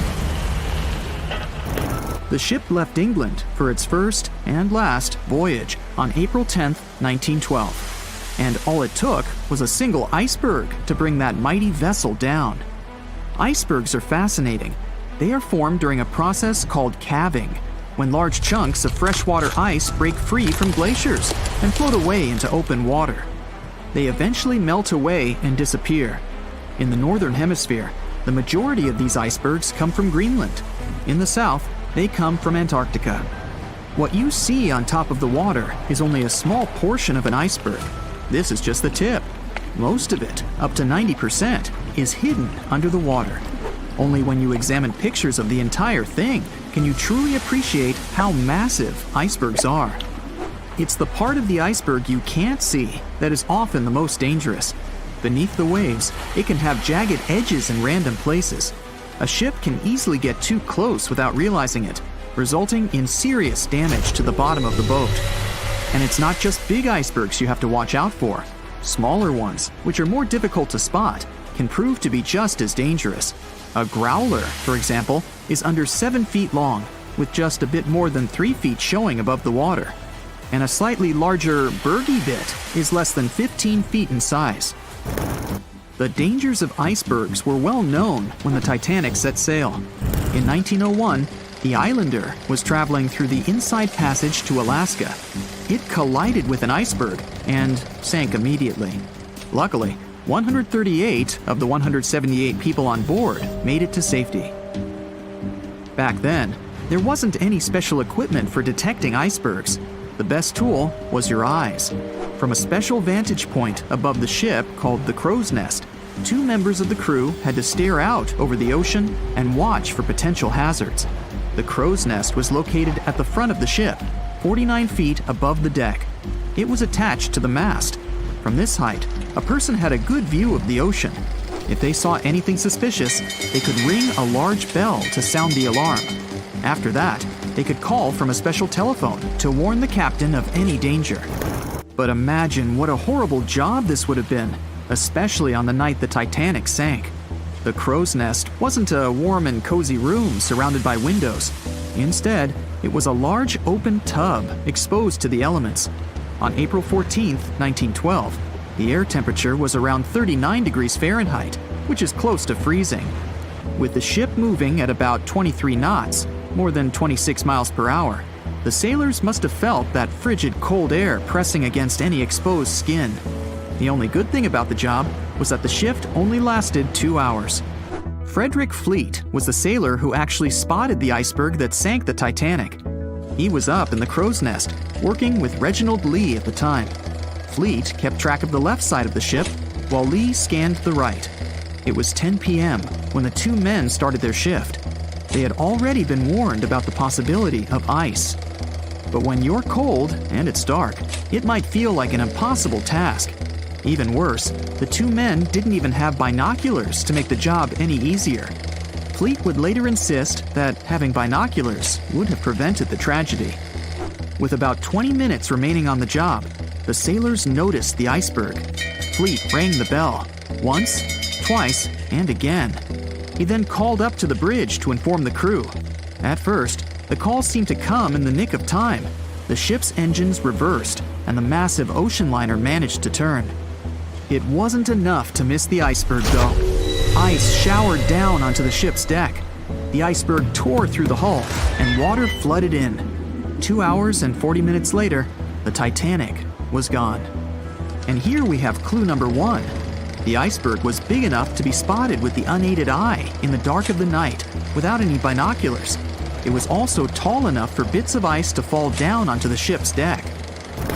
Since this all took place long before social media and smartphones, nobody on board would have been taking photos or videos at the time. So, of course, we don't have any footage of the actual iceberg. But there are photos of the possible iceberg from later that day. The SS Prinz Adalbert was sailing near the area on the morning of April 15, 1912. The steward on the ship had not yet heard about what had happened to the Titanic. But when he spotted an iceberg floating by, he was compelled to photograph it. Why? There was a line of red paint along the bottom of the iceberg, indicating that it had likely collided with a ship sometime within the previous 12 hours. A second photo was taken from a ship called the Minia, which was sent into the area to look for debris from the collision. Captain de Carteret said that among the wreckage, he had seen only one iceberg. He also noticed a streak of red paint on it. From the photos and witness accounts, newspaper reports estimated the iceberg to be 50 to 100 feet high and 200 to 400 feet long. That's clue number 2. The iceberg that hit the Titanic probably started its ocean journey from Greenland's coast, heading past the Baffin Bay to the Davis Strait. From here, it must have slipped through the Labrador Sea and finally reached the Atlantic. And that, in itself, is pretty impressive. The glaciers in Greenland create between 15,000 to 30,000 icebergs each year. Some small, some big. Of these, a mere 1% will actually make it to the Atlantic. The others simply melt along the way. We know that the temperature of the Atlantic Ocean, where the sinking took place, was around 28 degrees Fahrenheit. That's below freezing. For humans, this could cause frostbite or hypothermia. But that temperature is actually warm for an iceberg. Most would only last 2 to 3 years in the North Atlantic, slowly melting into the warmer water. Based on this, it's likely that the Titanic's iceberg left Greenland in 1910 or 1911 and was fully melted by late 1912 or 1913. But since it did make it to the Atlantic and managed to cause significant damage to the ship, we have clue number 3. We will never know for certain the size of the iceberg from that day, but we do know that it definitely wasn't a growler or a bergy bit. Both those types of icebergs are much too small, and if the ice was indeed scattered across the deck during the collision, the iceberg must have been a little taller than 60 feet. The newspaper estimates are probably as close as we're going to get. The iceberg that took down the Titanic was indeed a formidable one, and icebergs are still a threat. As recently as 2007, the cruise ship Explorer struck one and sank in Antarctica's Weddell Sea. Luckily, everybody survived. The International Ice Patrol was created in 1914 following the Titanic's sinking. The organization is still in operation today, made up of representatives from several countries. Using airplanes and radar, the patrol locates and tracks larger icebergs, making the information available to anyone who needs it and preventing more ocean tragedies in the process. It was the start of 1912. A giant chunk of ice broke off a glacier in southwest Greenland. The ice was made up of snow that had fallen thousands of years before the event, perhaps as far back as when mammoths still roamed the earth. The iceberg started its journey. It was a huge thing, more than 1,700 feet long and weighing over 75 million tons. It was also a very peaceful chunk of ice. It steered clear of ships and busy transport routes. And then, it somehow floated much further south than other bergs did. Our iceberg was lucky. Others melt long before they get to these low latitudes. Out of up to 30,000 icebergs that drift away from Greenland's glaciers, only 1% ever make it all the way to the Atlantic. Even after melting into the water for months, this massive block of ice was still almost twice as heavy as the Golden Gate Bridge. The iceberg's top part was towering 10 stories over the ocean surface. Several days before our iceberg made it to the Atlantic Ocean, a magnificent ship left port. It was a luxury liner carrying more than 3,000 passengers and crew members. At that time, it was the largest ship ever built.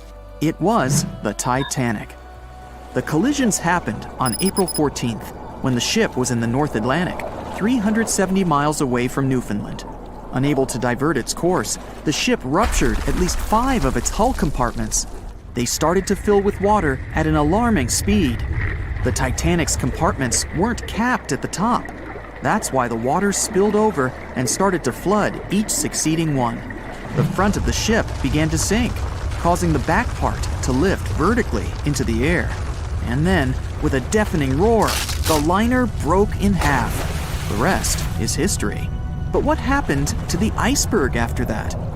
On April 15th, the German ocean liner SS Prinz Albert was sailing through the North Atlantic. It was traveling a few miles away from the place where the Titanic had sunk several hours prior. The German ship's chief steward, who hadn't learned about the disaster yet, saw an iceberg.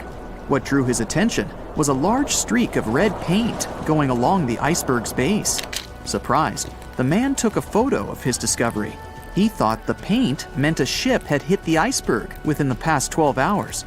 The next person who saw the iceberg and took another photo of it was the captain of a vessel laying deep-sea telecommunication cables. The ship was sent to help in the area where the Titanic had sunk. The captain later claimed the iceberg he'd seen had been the only one in that area, plus the red paint. It wasn't difficult to connect the dots. In 2015, one of these photos sold at auction for over $32,000. And still, experts are unsure whether the image really shows the infamous block of ice. It might be a simple iceberg that had been floating nearby at that time. The great unsinkable ship was gone, sunken to the bottom of the North Atlantic, where it remains to this day. But the iceberg continued on its way, perplexing a few witnesses and slowly melting into the surrounding water.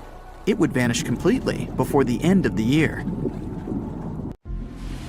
Have you ever wondered how much of the Titanic is left these days? Now, if you haven't been living under a rock, you probably know that it's been over 100 years since the world's most famous ship turned into a wreck. The RMS Titanic, the world's largest sea liner from the beginning of the 1900s, sank during its maiden voyage, just a few days after leaving port.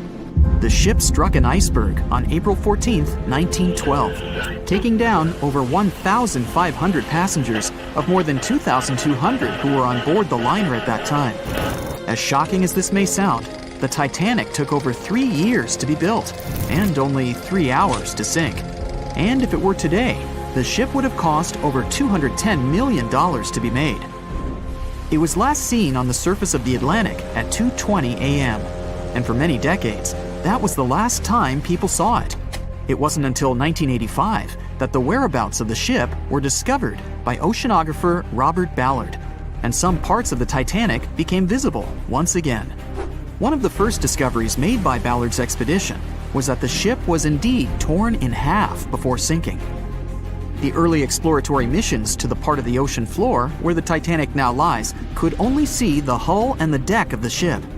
According to Ballard, the main purpose of these missions was to understand how to preserve the ruins from deteriorating. Another goal was to recover the huge number of personal items scattered along the seabed. The explorer later said the view down there was as shocking as it was emotional. In the field of debris around the wreck, the oceanographer discovered plenty of small objects and personal belongings, many of which he brought back to the surface. There were shoes, some fancier than others. There were pieces of clothing that belonged to crew members. And there were huge propellers.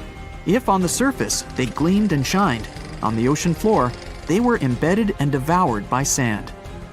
Ballard pointed out that the area where kitchenware was scattered measured more than a mile in length. There were enough plates, pots, and pans to fill up an entire industrial kitchen. For the first time ever, 3D animation footage reveals exciting images. The simulations show the Titanic's evolution from when she first set sail in 1912 until the state of her ruins today.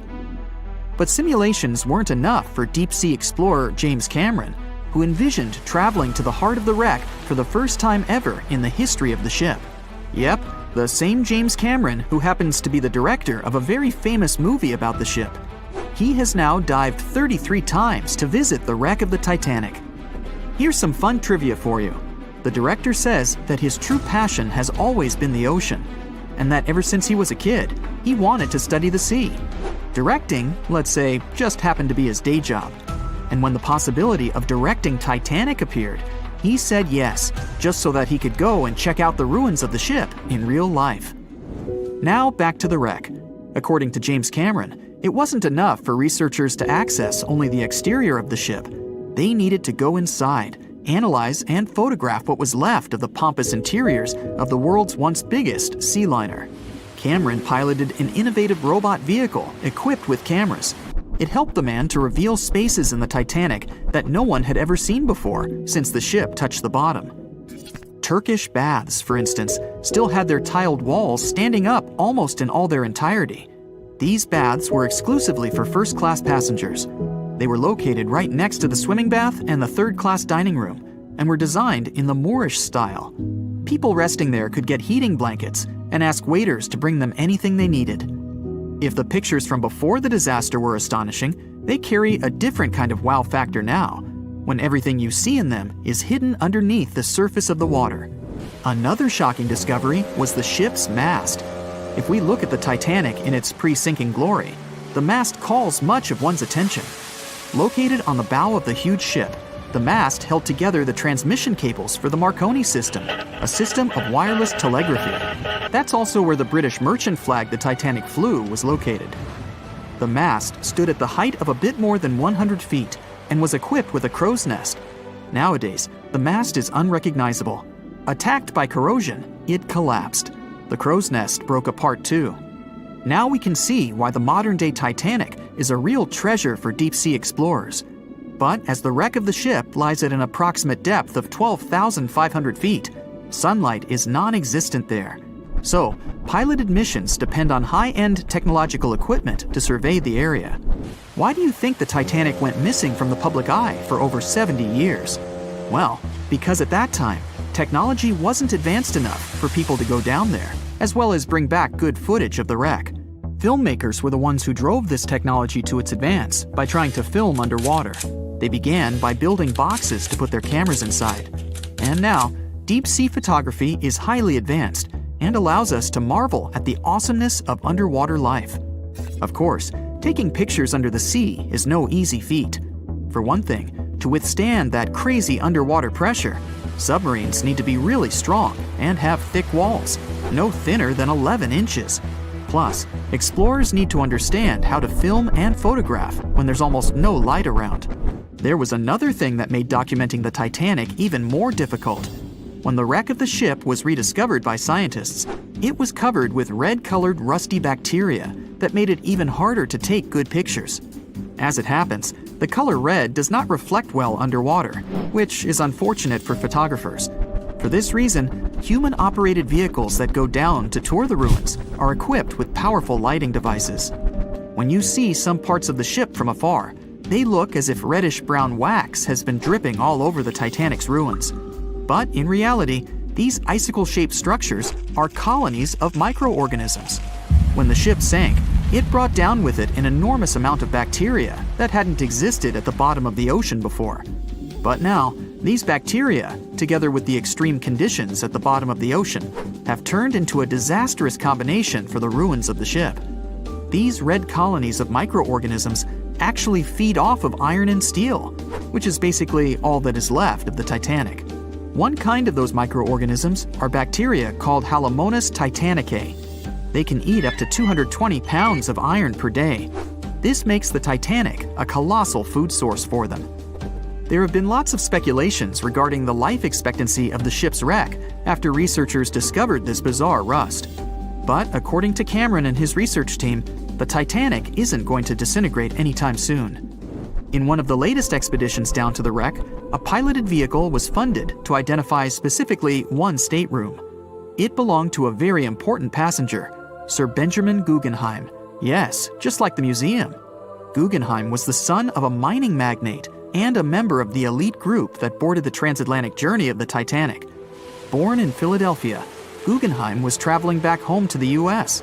But, as we all know, he never made it to his final destination. For the price that ranged from 400 to 800 pounds back in 1912, the equivalent of 84,000 pounds nowadays, one could book accommodation that was called a stateroom. Staterooms on the Titanic were the most luxurious kind of first-class rooms. They were located on the B or C decks and were decorated in more than 11 different styles, ranging from Jacobean, Georgian, Italian Renaissance, and the list goes on. These rooms were filled with carved paneling and marquetry made from exotic and rare kinds of wood, such as mahogany, oak, and so on. Guggenheim occupied one of these luxurious rooms, and 100 years later, one of his descendants funded an entire mission just to locate the precise stateroom the man stayed in. This expedition turned into a documentary for National Geographic, and they did manage to identify which stateroom was Guggenheim's, so kudos for them. They said it was the most technologically advanced ship. They said it was unsinkable. And when it sank, they made a movie about it. These were the main reasons why the Titanic disaster became world famous. But unfortunately, this is not the only large-scale shipwreck. And sadly, there have been cases much worse than the tragedy of the Titanic. One of them occurred on April 27, 1865. The Sultana steamboat carried passengers and cargo daily between St. Louis and New Orleans. It was a pretty large wooden boat with 3 decks and was 260 feet long and 70 feet wide, almost twice the size of a basketball court. The ship could carry about 350 passengers, but on that unfortunate day, more than 2,000 people were on it. On April 23rd, she was making a routine voyage from New Orleans when it broke down. Something was wrong with the boiler, so the vessel docked in Vicksburg for repairs. At the port, the ship's captain, James Cass Mason, found out about an excellent opportunity to earn a lot of money. All he needed to do was to transfer a large group of former prisoners to the north. The captain agreed to do it, but the problem was that the boiler required a lot of time to repair. Mason was afraid that his competitors would take the job, so he decided to sail despite the malfunction the ship had. He patched up the holes in the boiler instead of a big repair and invited all the ex-prisoners on board.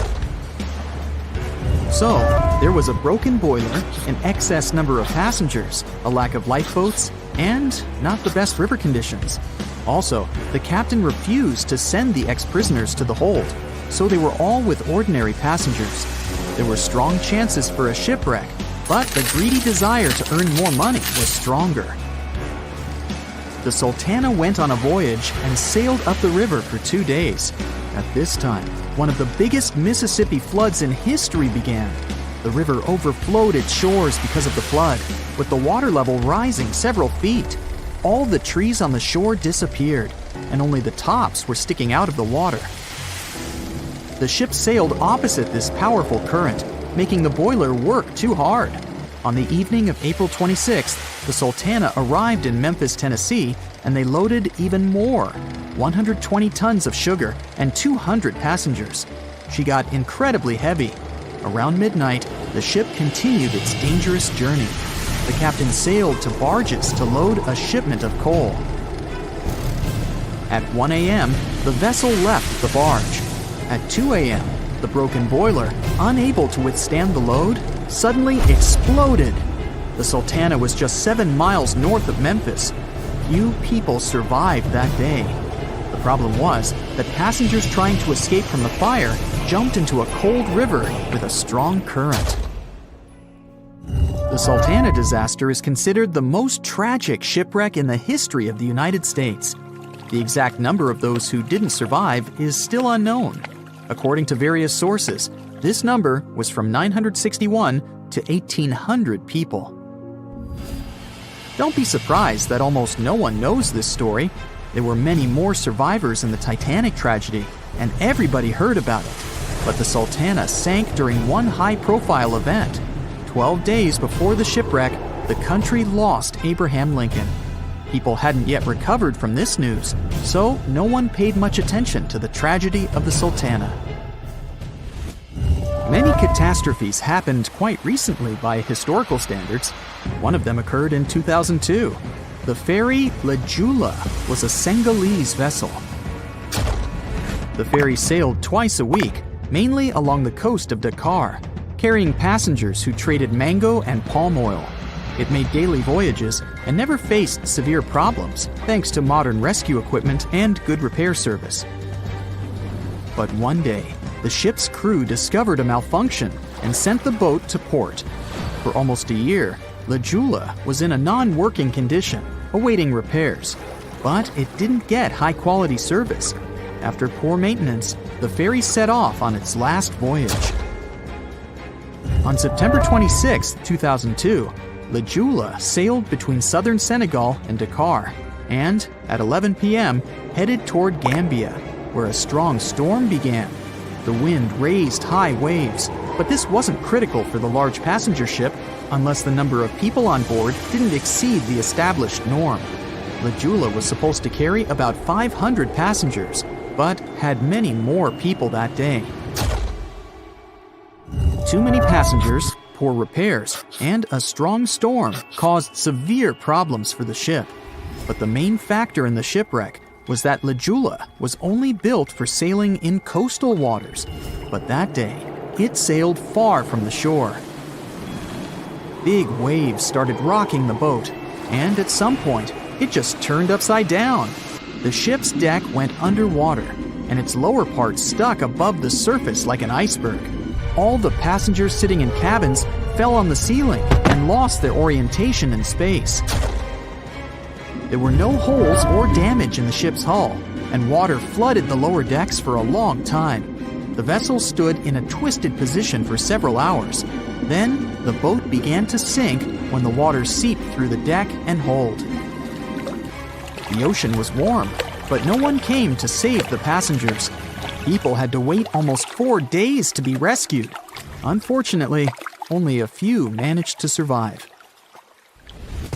The Philippines is a very dangerous area for ships. This place consists of several thousand islands and a vast area with shallow water. Ships can run aground and damage the hull with reefs and pitfalls. On September 20th, 1987, one of the most terrible disasters in navigation history occurred there. A Philippine passenger ferry called Dona Paz left one of the islands and sailed toward Manila. The sun was shining, the ocean was calm, and the visibility was good. But for some reason, the crew members didn't notice how the tanker Vector was approaching them. The two ships collided at low speed. The collision wasn't strong, but the problem was that the Vector had tons of oil on board, and the Dona Paz crashed into the cargo hold where that oil was stored. So it spilled all over the ocean, and then a spark slipped through. Not only did the two ships catch fire, but also filled with water. Both ships sank in a matter of seconds. Only a few dozen people survived that disaster. On September 27, 1854, the passenger ship Arctic sailed from Liverpool to New York. The fog came rolling down, and visibility got really bad. Another boat appeared out of the thick white haze, the French steamer Vesta. The ships were close enough to each other that a collision was inevitable. The French vessel was smaller, so it seemed to the Arctic's captain that Vesta had received a lot of damage. And while he was staring at the other ship, his boat got quickly filled with water. The captain gave the order to sail to the shore as fast as possible, but the ship's engines stopped working because of the flood. Then the ship's crew started to lower lifeboats with women and kids. Still, when rescuers found lifeboats with people, it turned out that only 87 out of 400 people survived, 65 crew members and 22 passengers. Surprisingly, there were only grown men among them. The ship's captain survived by clinging to the wreckage. All newspapers wrote about this story as one of the most terrible and shameful tragedies in navigation history. Survivors were criticized because they didn't save women and kids, and the crew members were accused of violating the law, since the safety of passengers should be higher than the safety of sailors. But despite this, none of them were brought to responsibility. Unfortunately, shipwrecks still occur to this day, but fortunately, there are fewer of them than before, thanks to modern navigation systems and radar. But no technology can guarantee there won't be a super strong storm or any other emergency that no one can foresee. The year was 1854, and the SS Arctic, the fastest passenger liner of its time, set out to cross the Atlantic. As it sailed through the misty veil, it slowly disappeared into the unknown. The Collins Line, an American shipping company, was started in 1818 and only began seriously trading in the transatlantic by 1835. Its steamships crossed the Atlantic from Liverpool to New York within just 10 days. Doesn't sound like a great speed today, I know, but back then, the same thing took other ships several weeks. Light on the water with their wooden hulls, powering through with a strong steam engine, those steamships were the favorite choice for many high-profile people. What could go wrong with such an advanced ship, they thought. This reminds me of some other ship everyone believed to be unsinkable. But anyway, back to the Collins Line. It grew to be a serious contender on transatlantic routes, with only one other competitor, the Cunard's Line. It was a British company also aiming to be the main force through the Arctic Passage. In 1835, the company received a new ship that traveled to Liverpool and came back to New York with the largest cargo ever at that time. From then, the Collins Line was steadily growing. It seemed like there would only be future successes for it. Unfortunately, their lavish ships became costly to run with the amount of coal used. Massive power along with weak wooden hulls meant they needed many repairs after each voyage. So, every trip ended up being expensive. But since the ships were safe and had a great reputation, people were willing to pay the price, and the company was definitely not in crisis. They had achieved something no one had managed to do before them. Like I told you, their ships crossed the Atlantic in a whopping 10 days, and Edward Collins, the owner, was very determined to maintain the pace. Their 5 ships easily outran the Cunard's Line of only 3. With this great praise, it provided more attention. Though the Cunard's ships were slower with their iron hulls, they believed there was still profit, regardless of how slowly they sailed. Among Collins' ships, the Arctic, the third of them to be launched, was the largest, reaching 284 feet long, with 2 side-lever steam engines, each with 1,000 horsepower.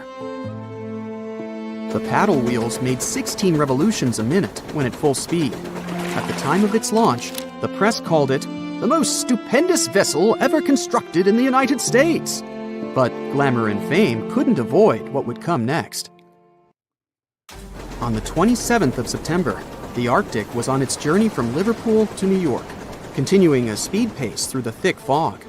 It's possible that by that moment, after 4 years of record-breaking trips, the crew became overconfident with their sailing and the ship. Going only 50 miles from Newfoundland, they carelessly continued through the fog with no radio contact, sonar, or any other form of identifying objects, equipped only with Morse code. A smaller ship, the SS Vesta, which operated as a fishing vessel, often worked around Newfoundland. It was passing through the same path as the Arctic and crashed into its side.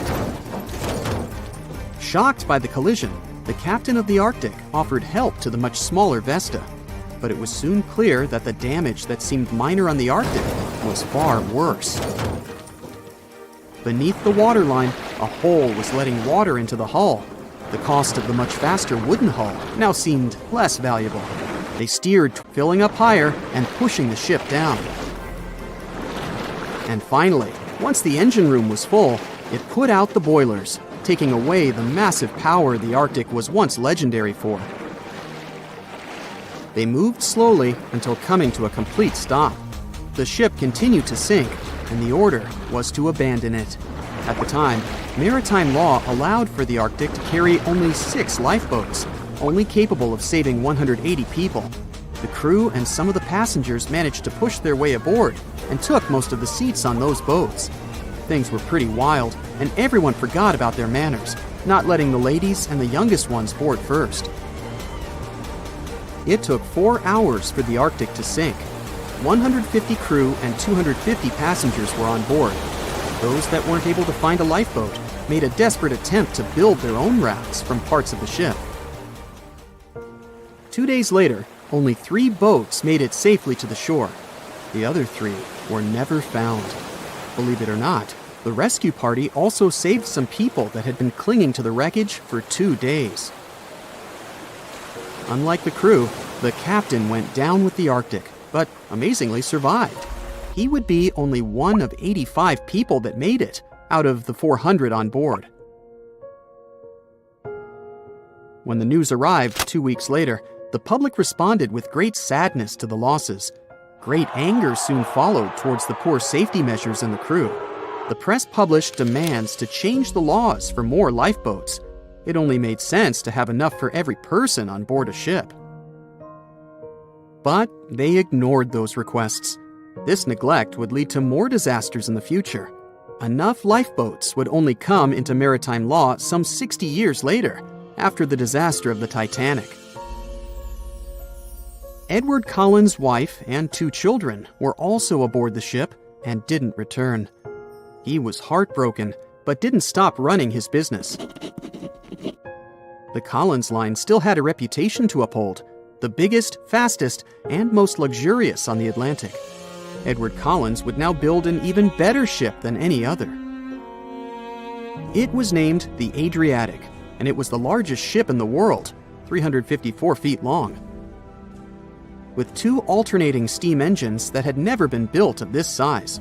These steam engines at the time were at the height of engineering, though today you can only see them in models and toys. With the new addition of 2 masts, the Adriatic would also be able to sail if needed. Luckily, they made some lessons from the disaster of the Arctic. But before their new ship, the Adriatic, was built, another disaster had occurred. The sister ship of the Arctic had also sunk. They believe this second ship was desperate to stay in front of the Cunard's line and hit an iceberg somewhere during the race. This weird contest took the lives of 141 people. The desperation of Collins and his weakly built hulls pushed the company towards bankruptcy in 1858. The newly built Adriatic, costing over $1 million, had only made 1 voyage in the end. And even that voyage was considered a disaster. The ship collided with a tugboat. It still managed to finish its maiden voyage at a suitable time. After the company had gone bankrupt, they had to sell the ship for only $50,000. They removed the great giant engines, replacing them with only sails.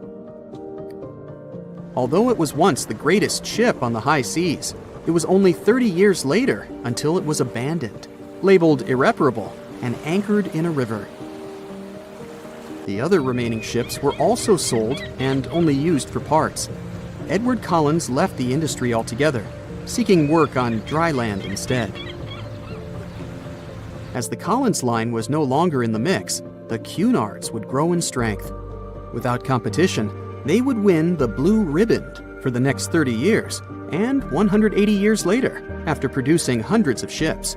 They still have a constant presence on the seas as they provide transatlantic crossings, world voyages, and leisure cruises. To this day, the Cunard Line is the only one to run ships between Europe and America, and it's great proof that it's not always the fastest that's the best. Can you guess how many theories of the Titanic's sinking exist? Right, loads, including a theory of my own, which I'm going to share with you today. And then you can decide which one seems most likely to you. One Piece theory. The very first version of the events was the One Piece theory. It's very simple and basically claims that the sinking happened without any breakups. 2:15 a.m., the ship collides with an iceberg. 2:18 a.m., the lights go out. The ship reaches an angle of 45 degrees and then quickly begins its final plunge into the ocean depths. 2:20 a.m., only about 3 minutes later, the RMS Titanic disappears under the surface of the ocean for good. The liner doesn't break, it just goes down as a whole piece. Of course, this can't be true. In April 1912, the Titanic was not only the largest ship in the world, but also the largest ship ever built. It's hard to believe that such a heavy vessel could have gone down without breaking. That's just impossible. Well, I mean, you can't blame the theorists. Before we found the wreckage, there were no other theories. Wait a minute, or were there? The day after the disaster, the survivors gave their interviews. They talked about what had happened, and some of them claimed that the ship had actually broken in two when it had been flooded. For example, Jack Thayer, a 17-year-old boy, outlined the sinking as he remembered it, and L.D. Skidmon drew a sketch based on his description. The picture clearly showed the ship breaking in half. But no one believed Jack or other witnesses. There was no evidence, so their claims were received with a grain of salt. But in 1985, things changed. First breakup theory. That's when Robert Ballard found the wreckage of the Titanic in the depths of the ocean. When people saw the wreckage, it became clear that Jack and the other survivors had been right. The Titanic did indeed break in two when it sank. So it's time for a new theory. 2:15 a.m. The keel breaks, the starboard list eases, and the hull continues to bow and crumble. 2:17 a.m. The galley sections break off. The towers immediately drop under their own weight. The lights go out. The stern is pulled into the air. The bow breaks off and starts sinking. The aft is barely hanging on to the starboard side of the stern section superstructure. The stern section slowly lists over to port as it begins sinking again. It rises up one last time and pivots in a semicircle as it sinks. It all sounds pretty convincing, right? But people began to find plot holes in this theory. For example, the Titanic couldn't have held together until it reached such a high angle. The breakup would have had to begin much earlier. This only meant there was still a vast field for research and speculations. So people started to come up with their own possible scenarios. How about we look first at the ones no one likes? V-break and Aaron 1912 V-break.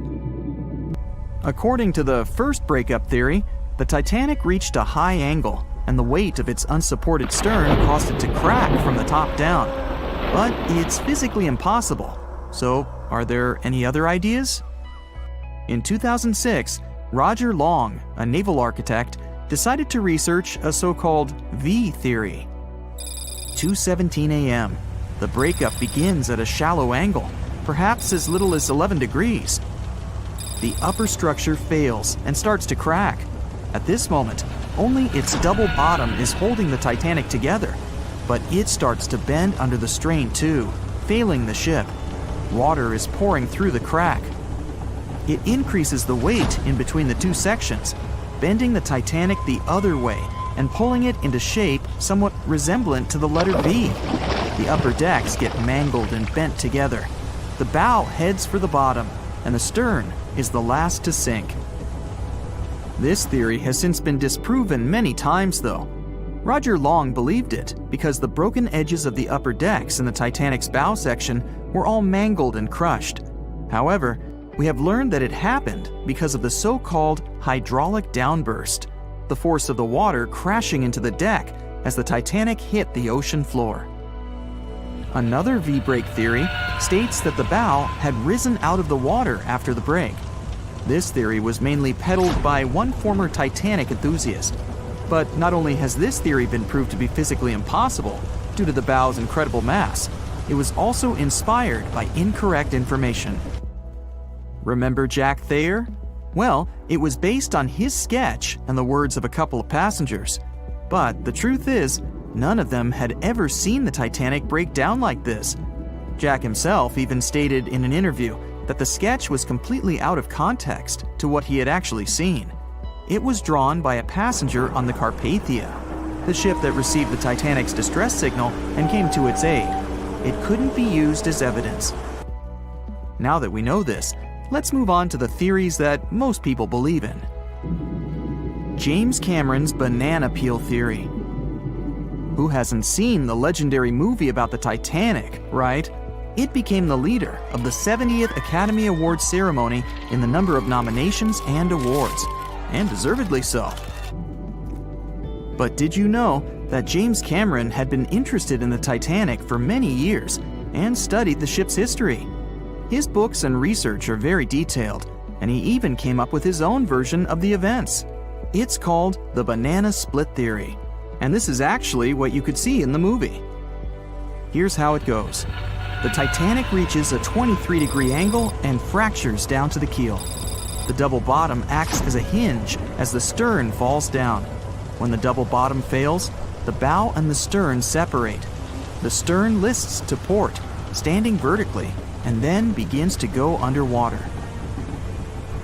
This theory is the most scientifically accurate one, along with Roy Mengat's theory. Wait, who's Roy Mengat? Mengat theory. Roy Mengat was an engineer who came up with the most plausible theory for the time being. 2:17 a.m. The lights go out on the Titanic. At this moment, the ship is at an angle of 20 to 23 degrees. Suddenly, the vessel snaps in two just around the third funnel. It causes the stern to settle into the water. The keel fails first. The draft and lower hull are crushed and break apart. Water surges into the bow and stern of the ship through the huge cracks, causing the bow section to sink beneath the waves. The stern rises up to the angle of 70 to 90 degrees, and then it sinks too. This theory seems to make the most sense, but it's quite controversial. The survivors who saw the breakup stated that the stern had settled back with the bow completely missing. Mengat's theory, however, contradicts that statement, while James Cameron's scenario takes this into account. Are you thinking what I'm thinking? The truth must be somewhere in the middle. My version. Now, as promised, I'll provide you with my version of the events. Well, it's not really my theory, more like a combination of Roy Mengat's and James Cameron's ones. I believe that James Cameron was right about the breakup. 2:17 a.m. The ship is at a high angle. The lights go out. Then it snaps into two pieces. The bow starts sinking. The double bottom is still attached to the stern for a minute or so. Once the double bottom fails, the two parts separate and the bow goes down. Then, as Mengat said, the stern rises up at a high angle, and then it begins to sink vertically. It might have actually happened because the survivors stated that they had seen a clean break. This means it couldn't be hidden. And they had also seen the stern staying vertically in the air for a long enough time, probably a few minutes, before disappearing. Anyways, all of these are just speculations. Regardless of how the Titanic broke apart and sank, it was a great tragedy. It's already been 110 years since the Titanic collided with an iceberg and sank. Did you know that in 2022, the Blue Star Line Company is completing the construction of an exact replica of the Titanic? Called the Titanic II liner, the ship will be sent sailing along the same route with 2,400 people on board. Let's hope that everything goes well for them. The cause of the Titanic crash was an iceberg, or so we've always been told. But new research has come to light that debunks this theory. On April 15, 1915, Titanic, the biggest ship of its time, completely disappeared under the ice-cold surface of the Atlantic Ocean. It's hard to believe that such a massive and expensive creation could be destroyed by one simple iceberg, right? Well, recent findings suggest that the real cause of the disaster was a fire, not an iceberg. For over 3 decades, journalist Senan Maloney has dedicated himself to studying the sinking of the Titanic. During his research, he made a significant discovery that shed new light on the well-known story. Maloney discovered a massive black spot on the hull of the Titanic, which measured an impressive 30 feet in length. He found it thanks to an unpublished album of photographs that showcased the construction and preparation of the ill-fated ship's first and final journey. Can you believe that most probably the fire on the Titanic had been burning at extreme temperatures for 3 whole weeks before anyone noticed it? Crazy, right? Apparently the high temperature corrupted the metal, making it 75% weaker. That's why the iceberg was able to make a hole in the ship. If not for the fire, the Titanic might have survived the crash because the iceberg apparently hit the exact spot we are talking about. And this is only one link in the chain of incredible coincidences that brought the Titanic down. The people in charge of the Titanic knew about the fire and knew the ship shouldn't have set sail. But they didn't want to go bankrupt and cancel the trip, especially since there was a coal shortage due to miners being on strike. The trip was already sold out, and there were no alternatives. Other ships canceled their trips due to low demand. Everyone wanted to board the Titanic, so the management bought up all the coal they could find, even from other ships, and set off. It was all about making money. To hide the truth, they turned the ship's hull so that the marks weren't visible from the dock and faced the sea. This way, the passengers wouldn't see them. Here's another sad twist in the Titanic's story. Back then, there weren't any sonar systems to detect danger, so specially trained people had to watch out for threats using binoculars. But the binoculars on the Titanic were locked away in a special compartment, and the only person with the key, Second Officer David Blair, was replaced last minute before the ship took off. He forgot to hand the key over to his replacement. This mistake wasn't discovered until 3 days later when the ship was already at sea. If they had the binoculars, they might have seen the iceberg in time and avoided the crash. But even if they had the binoculars, they might not have been able to avoid the crash because the Titanic was going faster than it was supposed to. They were behind schedule and didn't want to ruin the ship's reputation, so they were going way beyond the speed limits the ship's construction could sustain. One of the biggest mistakes made on the Titanic was the decision to not include enough lifeboats. Even though the ship needed around 60 of them to contain all the passengers, it was only equipped with 20.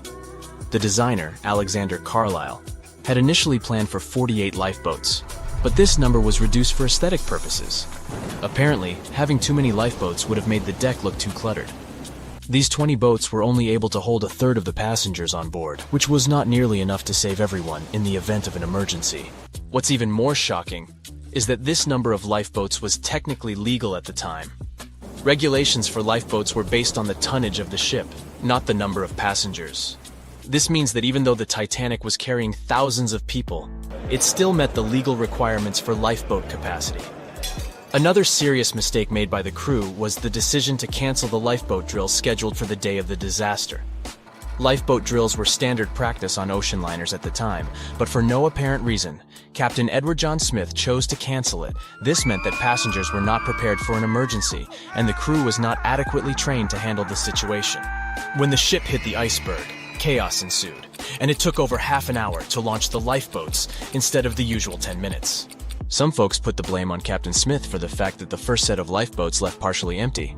The very first lifeboat, which had seats for 65 people, only carried 27 passengers. There is an objective reason for this.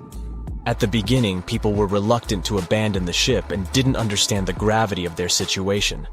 In 2012, researchers uncovered that Captain Smith failed his initial navigation exam. Although he eventually passed, some people wonder if this could have played a role in the disaster. During the Titanic's final moments, the crew attempted to send out distress signals to nearby ships, including the Californian. However, The Californian failed to respond to the flares shot into the sky, and the captain ultimately lost his job as a result of this negligence. However, recent research has exonerated the captain and proved his innocence. It turns out that light refraction, caused by layers of cold air below warmer air, created mirages that distorted the signals from the Titanic. This phenomenon had been observed by other ships sailing in the area and is now believed to be the reason why the lookouts on the Titanic missed the iceberg completely. Historian Tim Malton supports this theory and has further contributed to our understanding of this event. It's unfortunate that the captain of the Californian lost his job due to circumstances beyond his control, but it's better late than never that his reputation is cleared. Whatever the reason for Titanic's crash was, it still keeps the minds of scientists busy to this day. But let's see what the buzz was all about. What made the Titanic so famous and unique? The Titanic was massive, standing at 175 feet tall and nearly 900 feet long. The ship was so enormous that even the officers took over 2 weeks to memorize all the decks and passageways. You could be walking miles along its corridors.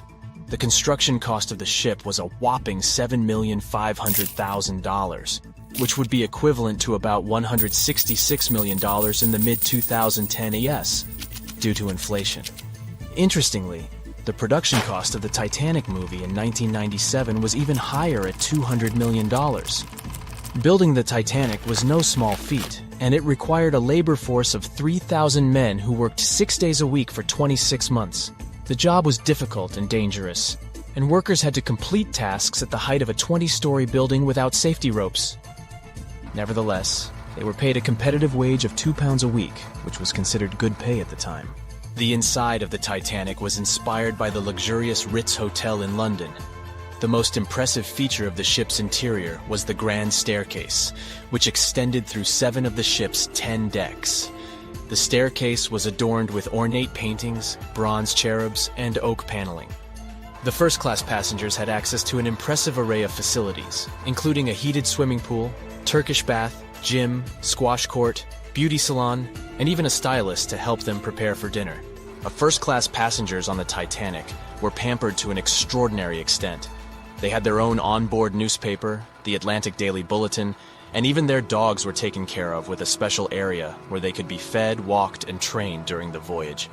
The first-class meals were a grand affair, with 13 courses and a different wine for each course.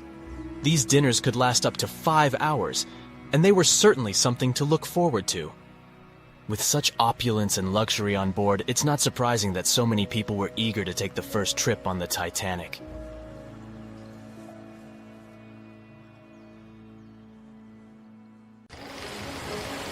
It was 11:39 at night when the Titanic's lookout shouted, "Iceberg, right ahead!" Swift action on the bridge to reduce speed and change the ship's course didn't help, and you already know how the story ends. Since then, we've regarded what happened to Titanic as a once-in-a-lifetime event. Is it, though? The Titanic sank in 1912. Forget about fancy GPSs or weather satellites.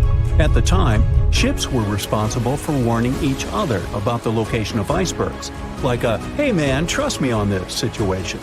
Then the Titanic disaster happened. To call it a disaster is an understatement, so specialists felt the need to form an organization to avoid this kind of accident happening again. That's why, a year later, they created the International Ice Patrol, or IIP for short. Up to this day, this group has been responsible for giving ships advanced warnings about ice threats. IIP improved their methods over the years, from ship reports and aircraft patrols to satellite images. Recently, they've also been using oceanographic buoys, floating devices providing real-time information about ocean conditions up to 164 feet below the surface to predict the potential drift of icebergs. Luckily, IIP is doing an excellent job in reducing ship iceberg collisions. But don't get too comfortable, because even the most advanced detection equipment can't entirely avoid an unfortunate situation. Between 1980 and 2005, there were 57 incidents involving vessels and icebergs. And the chilling truth is that today's ships are more likely to run into an iceberg than the Titanic was. Studies have shown that 1,038 icebergs crossed the area where the Titanic sank back in 1912. You might think that's a lot, but scientists say it's not really a big deal. I mean, yeah, it's on the higher side, but there have been 14 years with even more iceberg activity since then. Nowadays, the number of icebergs is going up due to the accelerated melting of Greenland's glaciers. And since more ships are heading into polar waters, the chances of ships bumping into icebergs are higher. But the real danger for captains is invisible enemies, called growlers and bergy bits. Growlers are these small icebergs that can be the size of a regular door. And bergy bits are also considered small, measuring around the size of a school bus. These icebergs might seem harmless, but they're actually tricky since they can be completely invisible to radars or satellites. Let's see what happens when a modern cruise ship as big as the Titanic hits one of these small icebergs. Meet the Norwegian Sun, a luxurious cruise ship like Titanic, as it has the capacity to accommodate 2,400 passengers and more than 900 crew members.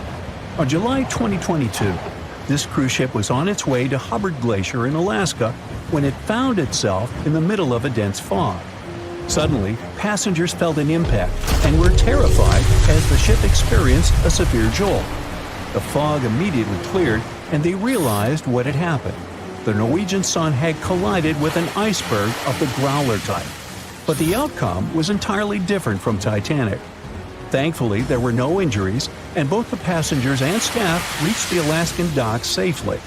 Expert divers checked the condition of the boat, and they discovered that the ship had suffered some damage after the collision, so the rest of the trip was canceled. Now don't stress about packing for your next trip across the Atlantic, because accidents like the one with the Norwegian Sun are really rare. I mean, it's common for ships to encounter ice, but what's unusual is for it to be a problem.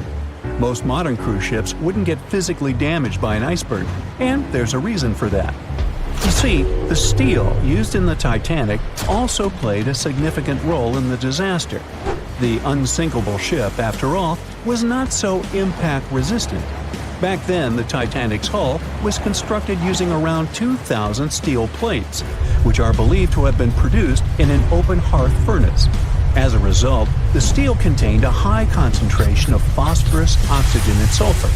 High levels of these elements make steel brittle at low temperatures, causing it to fail upon impact. While the steel used on the Titanic was of the highest quality available at the time, it wouldn't meet the safety standards of modern ships, and it was approximately 10 times less safe than what today's vessels use. But the most significant difference between the design of the Titanic and a modern ship lies in how the hull is put together. You see, the Titanic was built using over 3 million rivets for its hull and upper deck structure. So, when it struck the iceberg, the rivets started a chain reaction, causing the entire section of the hull to collapse simultaneously, causing an uncontrollable flood of water. In contrast, modern ships use a method called submerged arc welding, which fuses the edges of metal pieces together, creating a strong and continuous bond. This is safer because if any part of the ship gets damaged, the tear doesn't spread, making things worse. The damage remains contained within that section. Okay, so small icebergs are becoming more common, and vessels have been adapted to deal with them. But there's still one more scenario to consider. What if a huge cruise ship hit an iceberg the size of a 5-story building? Imagine we've just created the world's largest cruise ship on the planet. Let's call it the Bright Seaside. Our floating resort is massive, 4 times the size of the Statue of Liberty. It's longer than the Titanic by 318 feet and carries about 3 times more passengers and crew. And just like the Titanic, our fictional ship can cruise at a top speed of around 23 knots. Now, picture this scenario. The Bright Seaside is cruising at full speed in freezing waters. It's the middle of the night, and the captain doesn't realize that all the iceberg detecting equipment on board isn't functioning. It stopped working 3 days ago. It's very foggy out there, and the lookout also fails to spot a 45-foot tall iceberg. If that whole situation played out, and the ship smacked into the iceberg head-on, well, it could potentially lead to a sinking. But you can see how unlikely that is, right? That's why experts are quite confident in saying that ice isn't likely to sink modern cruise ships. It's also worth mentioning that safety measures have improved a lot since Titanic. A modern large vessel can take days to sink, which provides enough time to keep everyone safe. Crews are definitely better prepared to handle evacuation procedures, and passengers should also go through safety training before cruising. I know, it is annoying to do that when all you want to do is drink a lemonade or some other beverage by the pool. But, all these safety tips are what saved the MS Explorer from becoming a modern Titanic. You see, back in 2007, all 154 people on board this Antarctic cruise ship managed to get into lifeboats after the ship hit an iceberg. Now imagine their panic as they waited for help for 4 hours. The crew did an excellent job in keeping everybody safe, no doubt. But a report that came out 2 years later said that the MS Explorer accident had happened because of the inexperience of the captain, who had pushed the ship too fast into a wall of ice in the freezing waters of Antarctica. That means that no matter how much tech a ship's got or how fancy its materials are, if you've got a careless captain and a crew that doesn't know how to handle an iceberg hit, yep, a disaster similar to Titanic could happen again. But hey, you shouldn't stress over it. Trust the professionals and keep in mind the odds. In the last 30 years, the MS Explorer was the only cruise ship that sank thanks to an iceberg, and everyone survived. So kick back and enjoy your sea vacation. So in 2017, over 25 million people boarded cruise ships all over the world. Now, if you're keeping count, that's more than the total population of Greece. It's become America's favorite choice when it comes to going on vacation. It's easy to see why hopping aboard a cruise ship becomes more popular each year. Heading out on a cruise is also coming back in style with newer generations. 2/3 of Gen Y and millennials say that cruising is their new preferred type of vacation. How's that? Well, let's see. It's easy to plan in advance. On board, you can find activities for all family members, and you get a chance to visit several different destinations in one trip. An added bonus of booking a cruise? You can sample various places for a future time off. The entertainment on board is often top-notch, providing passengers with an added taste of luxury. And the amenities and accommodations are generally very reliable. Not to mention that it gives tourists that feeling of actually getting away from everything that people strive for while out of the office. Royal Caribbean International is one of the largest cruise lines in the world, with just over 19% of the cruise market as of 2018. Its current fleet is divided into many different classes of ships, including the Voyager class, Radiance, and Quantum. The latest addition to the Royal Caribbean International's impressive fleet was built in 2018. Wonder of the Seas is now the largest cruise ship in the world. Since this spectacular liner has just had her maiden voyage in March 2022, let's look at some of the incredible perks it has to offer its passengers.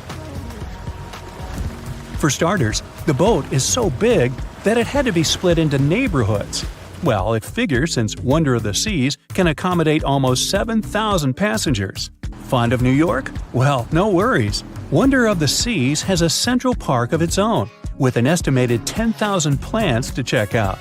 The ship's central park is a feature of all Oasis-class ships, being one of the so-called neighborhoods. Let's look at some other areas, shall we? Like this boardwalk, a place that includes an arcade, a candy store, and a sports bar. It's best suited for long walks. There's a pool and sports zone on Wonder of the Sea. These areas feature the ship's numerous pools and hot tubs. There are many activities to check out on the sports court. Then there's the Royal Promenade, or Promenade if you prefer. That's the main road on Wonder of the Seas, with bars, lounges, and places to grab a cup of coffee, or a luxurious latte. The entertainment neighborhood is the focal point for leisure activities on the ship. Here, guests can find a comedy club, an ice skating rink, and even a theater. The spa and fitness area is a tranquil zone with a huge array of treatments available. The fitness center is free of charge, by the way, so there's no excuse for guests to skip a leg day. An extra 8th zone was added to Wonder of the Seas. It's called the Suite Neighborhood. This is an exclusive area designed for guests staying in the suites. Oh, now I get it. It's located at the top of the ship. Guests here have designated staff members called Royal Genies. Yeah, if you rub a lamp in your suite, they appear. Nah, not really. The genies are similar to butlers. They can cater to just a few cabins. Of course, the cruise line wants to divert other guests from asking these crew members various questions and taking their time. That's why the genies don't wear name tags in public areas. As for its itinerary, Wonder of the Seas was initially supposed to be homeported in China, but Royal Caribbean decided to move the liner to the United States. In March 2022, the ship started its journey with 7-night Eastern and Western Caribbean itineraries. In May 2022, Wonder of the Seas is scheduled for a trip to Europe, with Western Mediterranean cruises from Barcelona and Rome planned for its guests. Passengers will also be able to visit Palma de Mallorca, Spain, and Capri, Italy. When the summer season is over, Wonder of the Seas is scheduled to return to Florida to offer year-round sailing starting November 2022. And by the way, there is no truth to the rumor that a special cruise only for highly allergic and hay fever sufferers will be called the Wonder of the Sneeze. Nope, not at all. Now, it's hard to imagine a ship so massive that can accommodate so many amenities on board.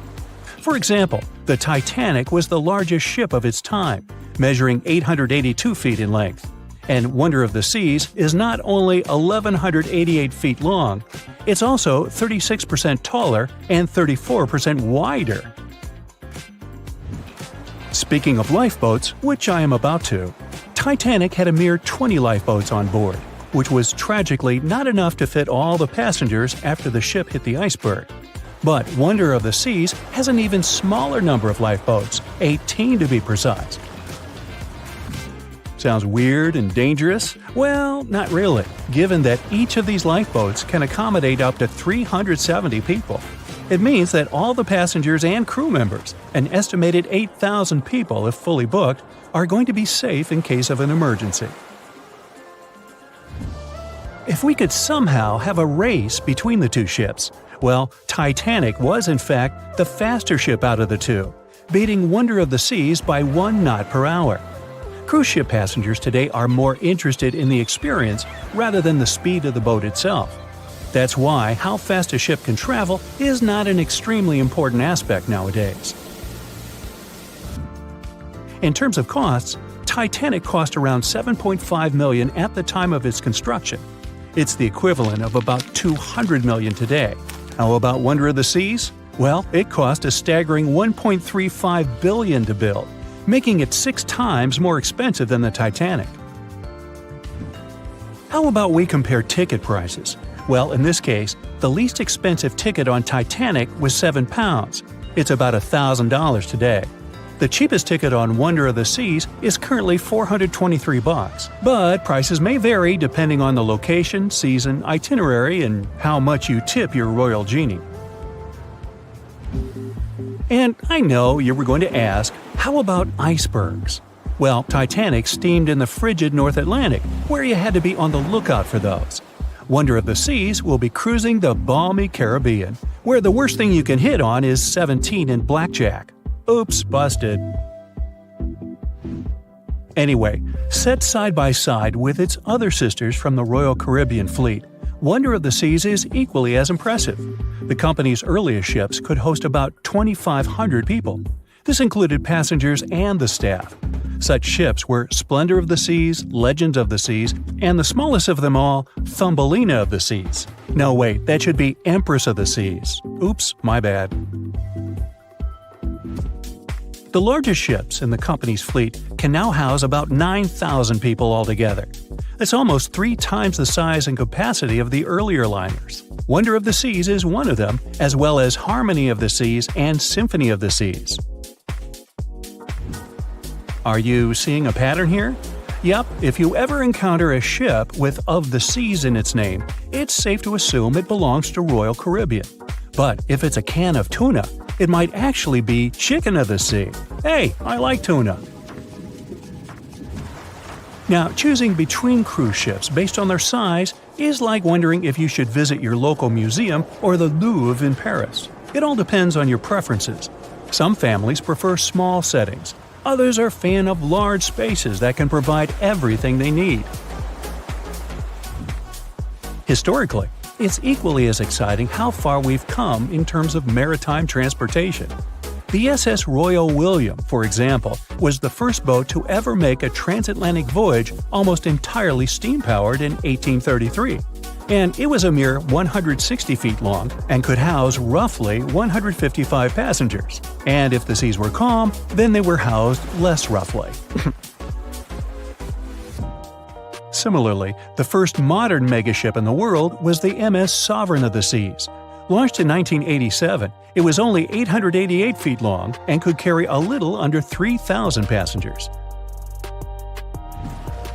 Size and capacity are not the single improvements added to newer cruise ships out there.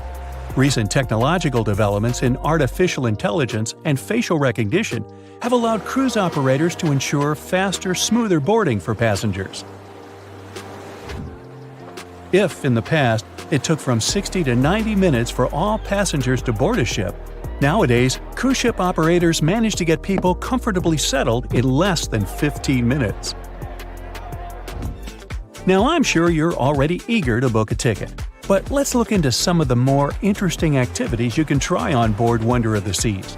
This way, you'll know what you're getting yourself into. All Royal Caribbean ships have loads of artworks available for their guests to enjoy. But Wonder of the Seas goes above and beyond, even featuring statues of astronauts in key locations around the ship. You'll find the first astronaut looking through the glass at the promenade, while a second one is busy rock climbing at the boardwalk. The third and last astronaut is more of a movie fan. This statue can be found near the movie screen sitting area. Going astronaut sightseeing is proving to be quite the experience among guests. In the areas with no access to sunlight, Wonder of the Seas features virtual balconies. In case of bad weather, guests can still have a feeling of the outdoors, but without having to hide from wind or rain. Teenagers have a place of their own reserved on the ship. There's a special club with a private hot tub, selfie area, games, and comfortable seating. The inside part of this club features a vending machine, an interesting collection of literature, and tables for foosball. Well, sign me up. That's it for today. So hey, if you pacified your curiosity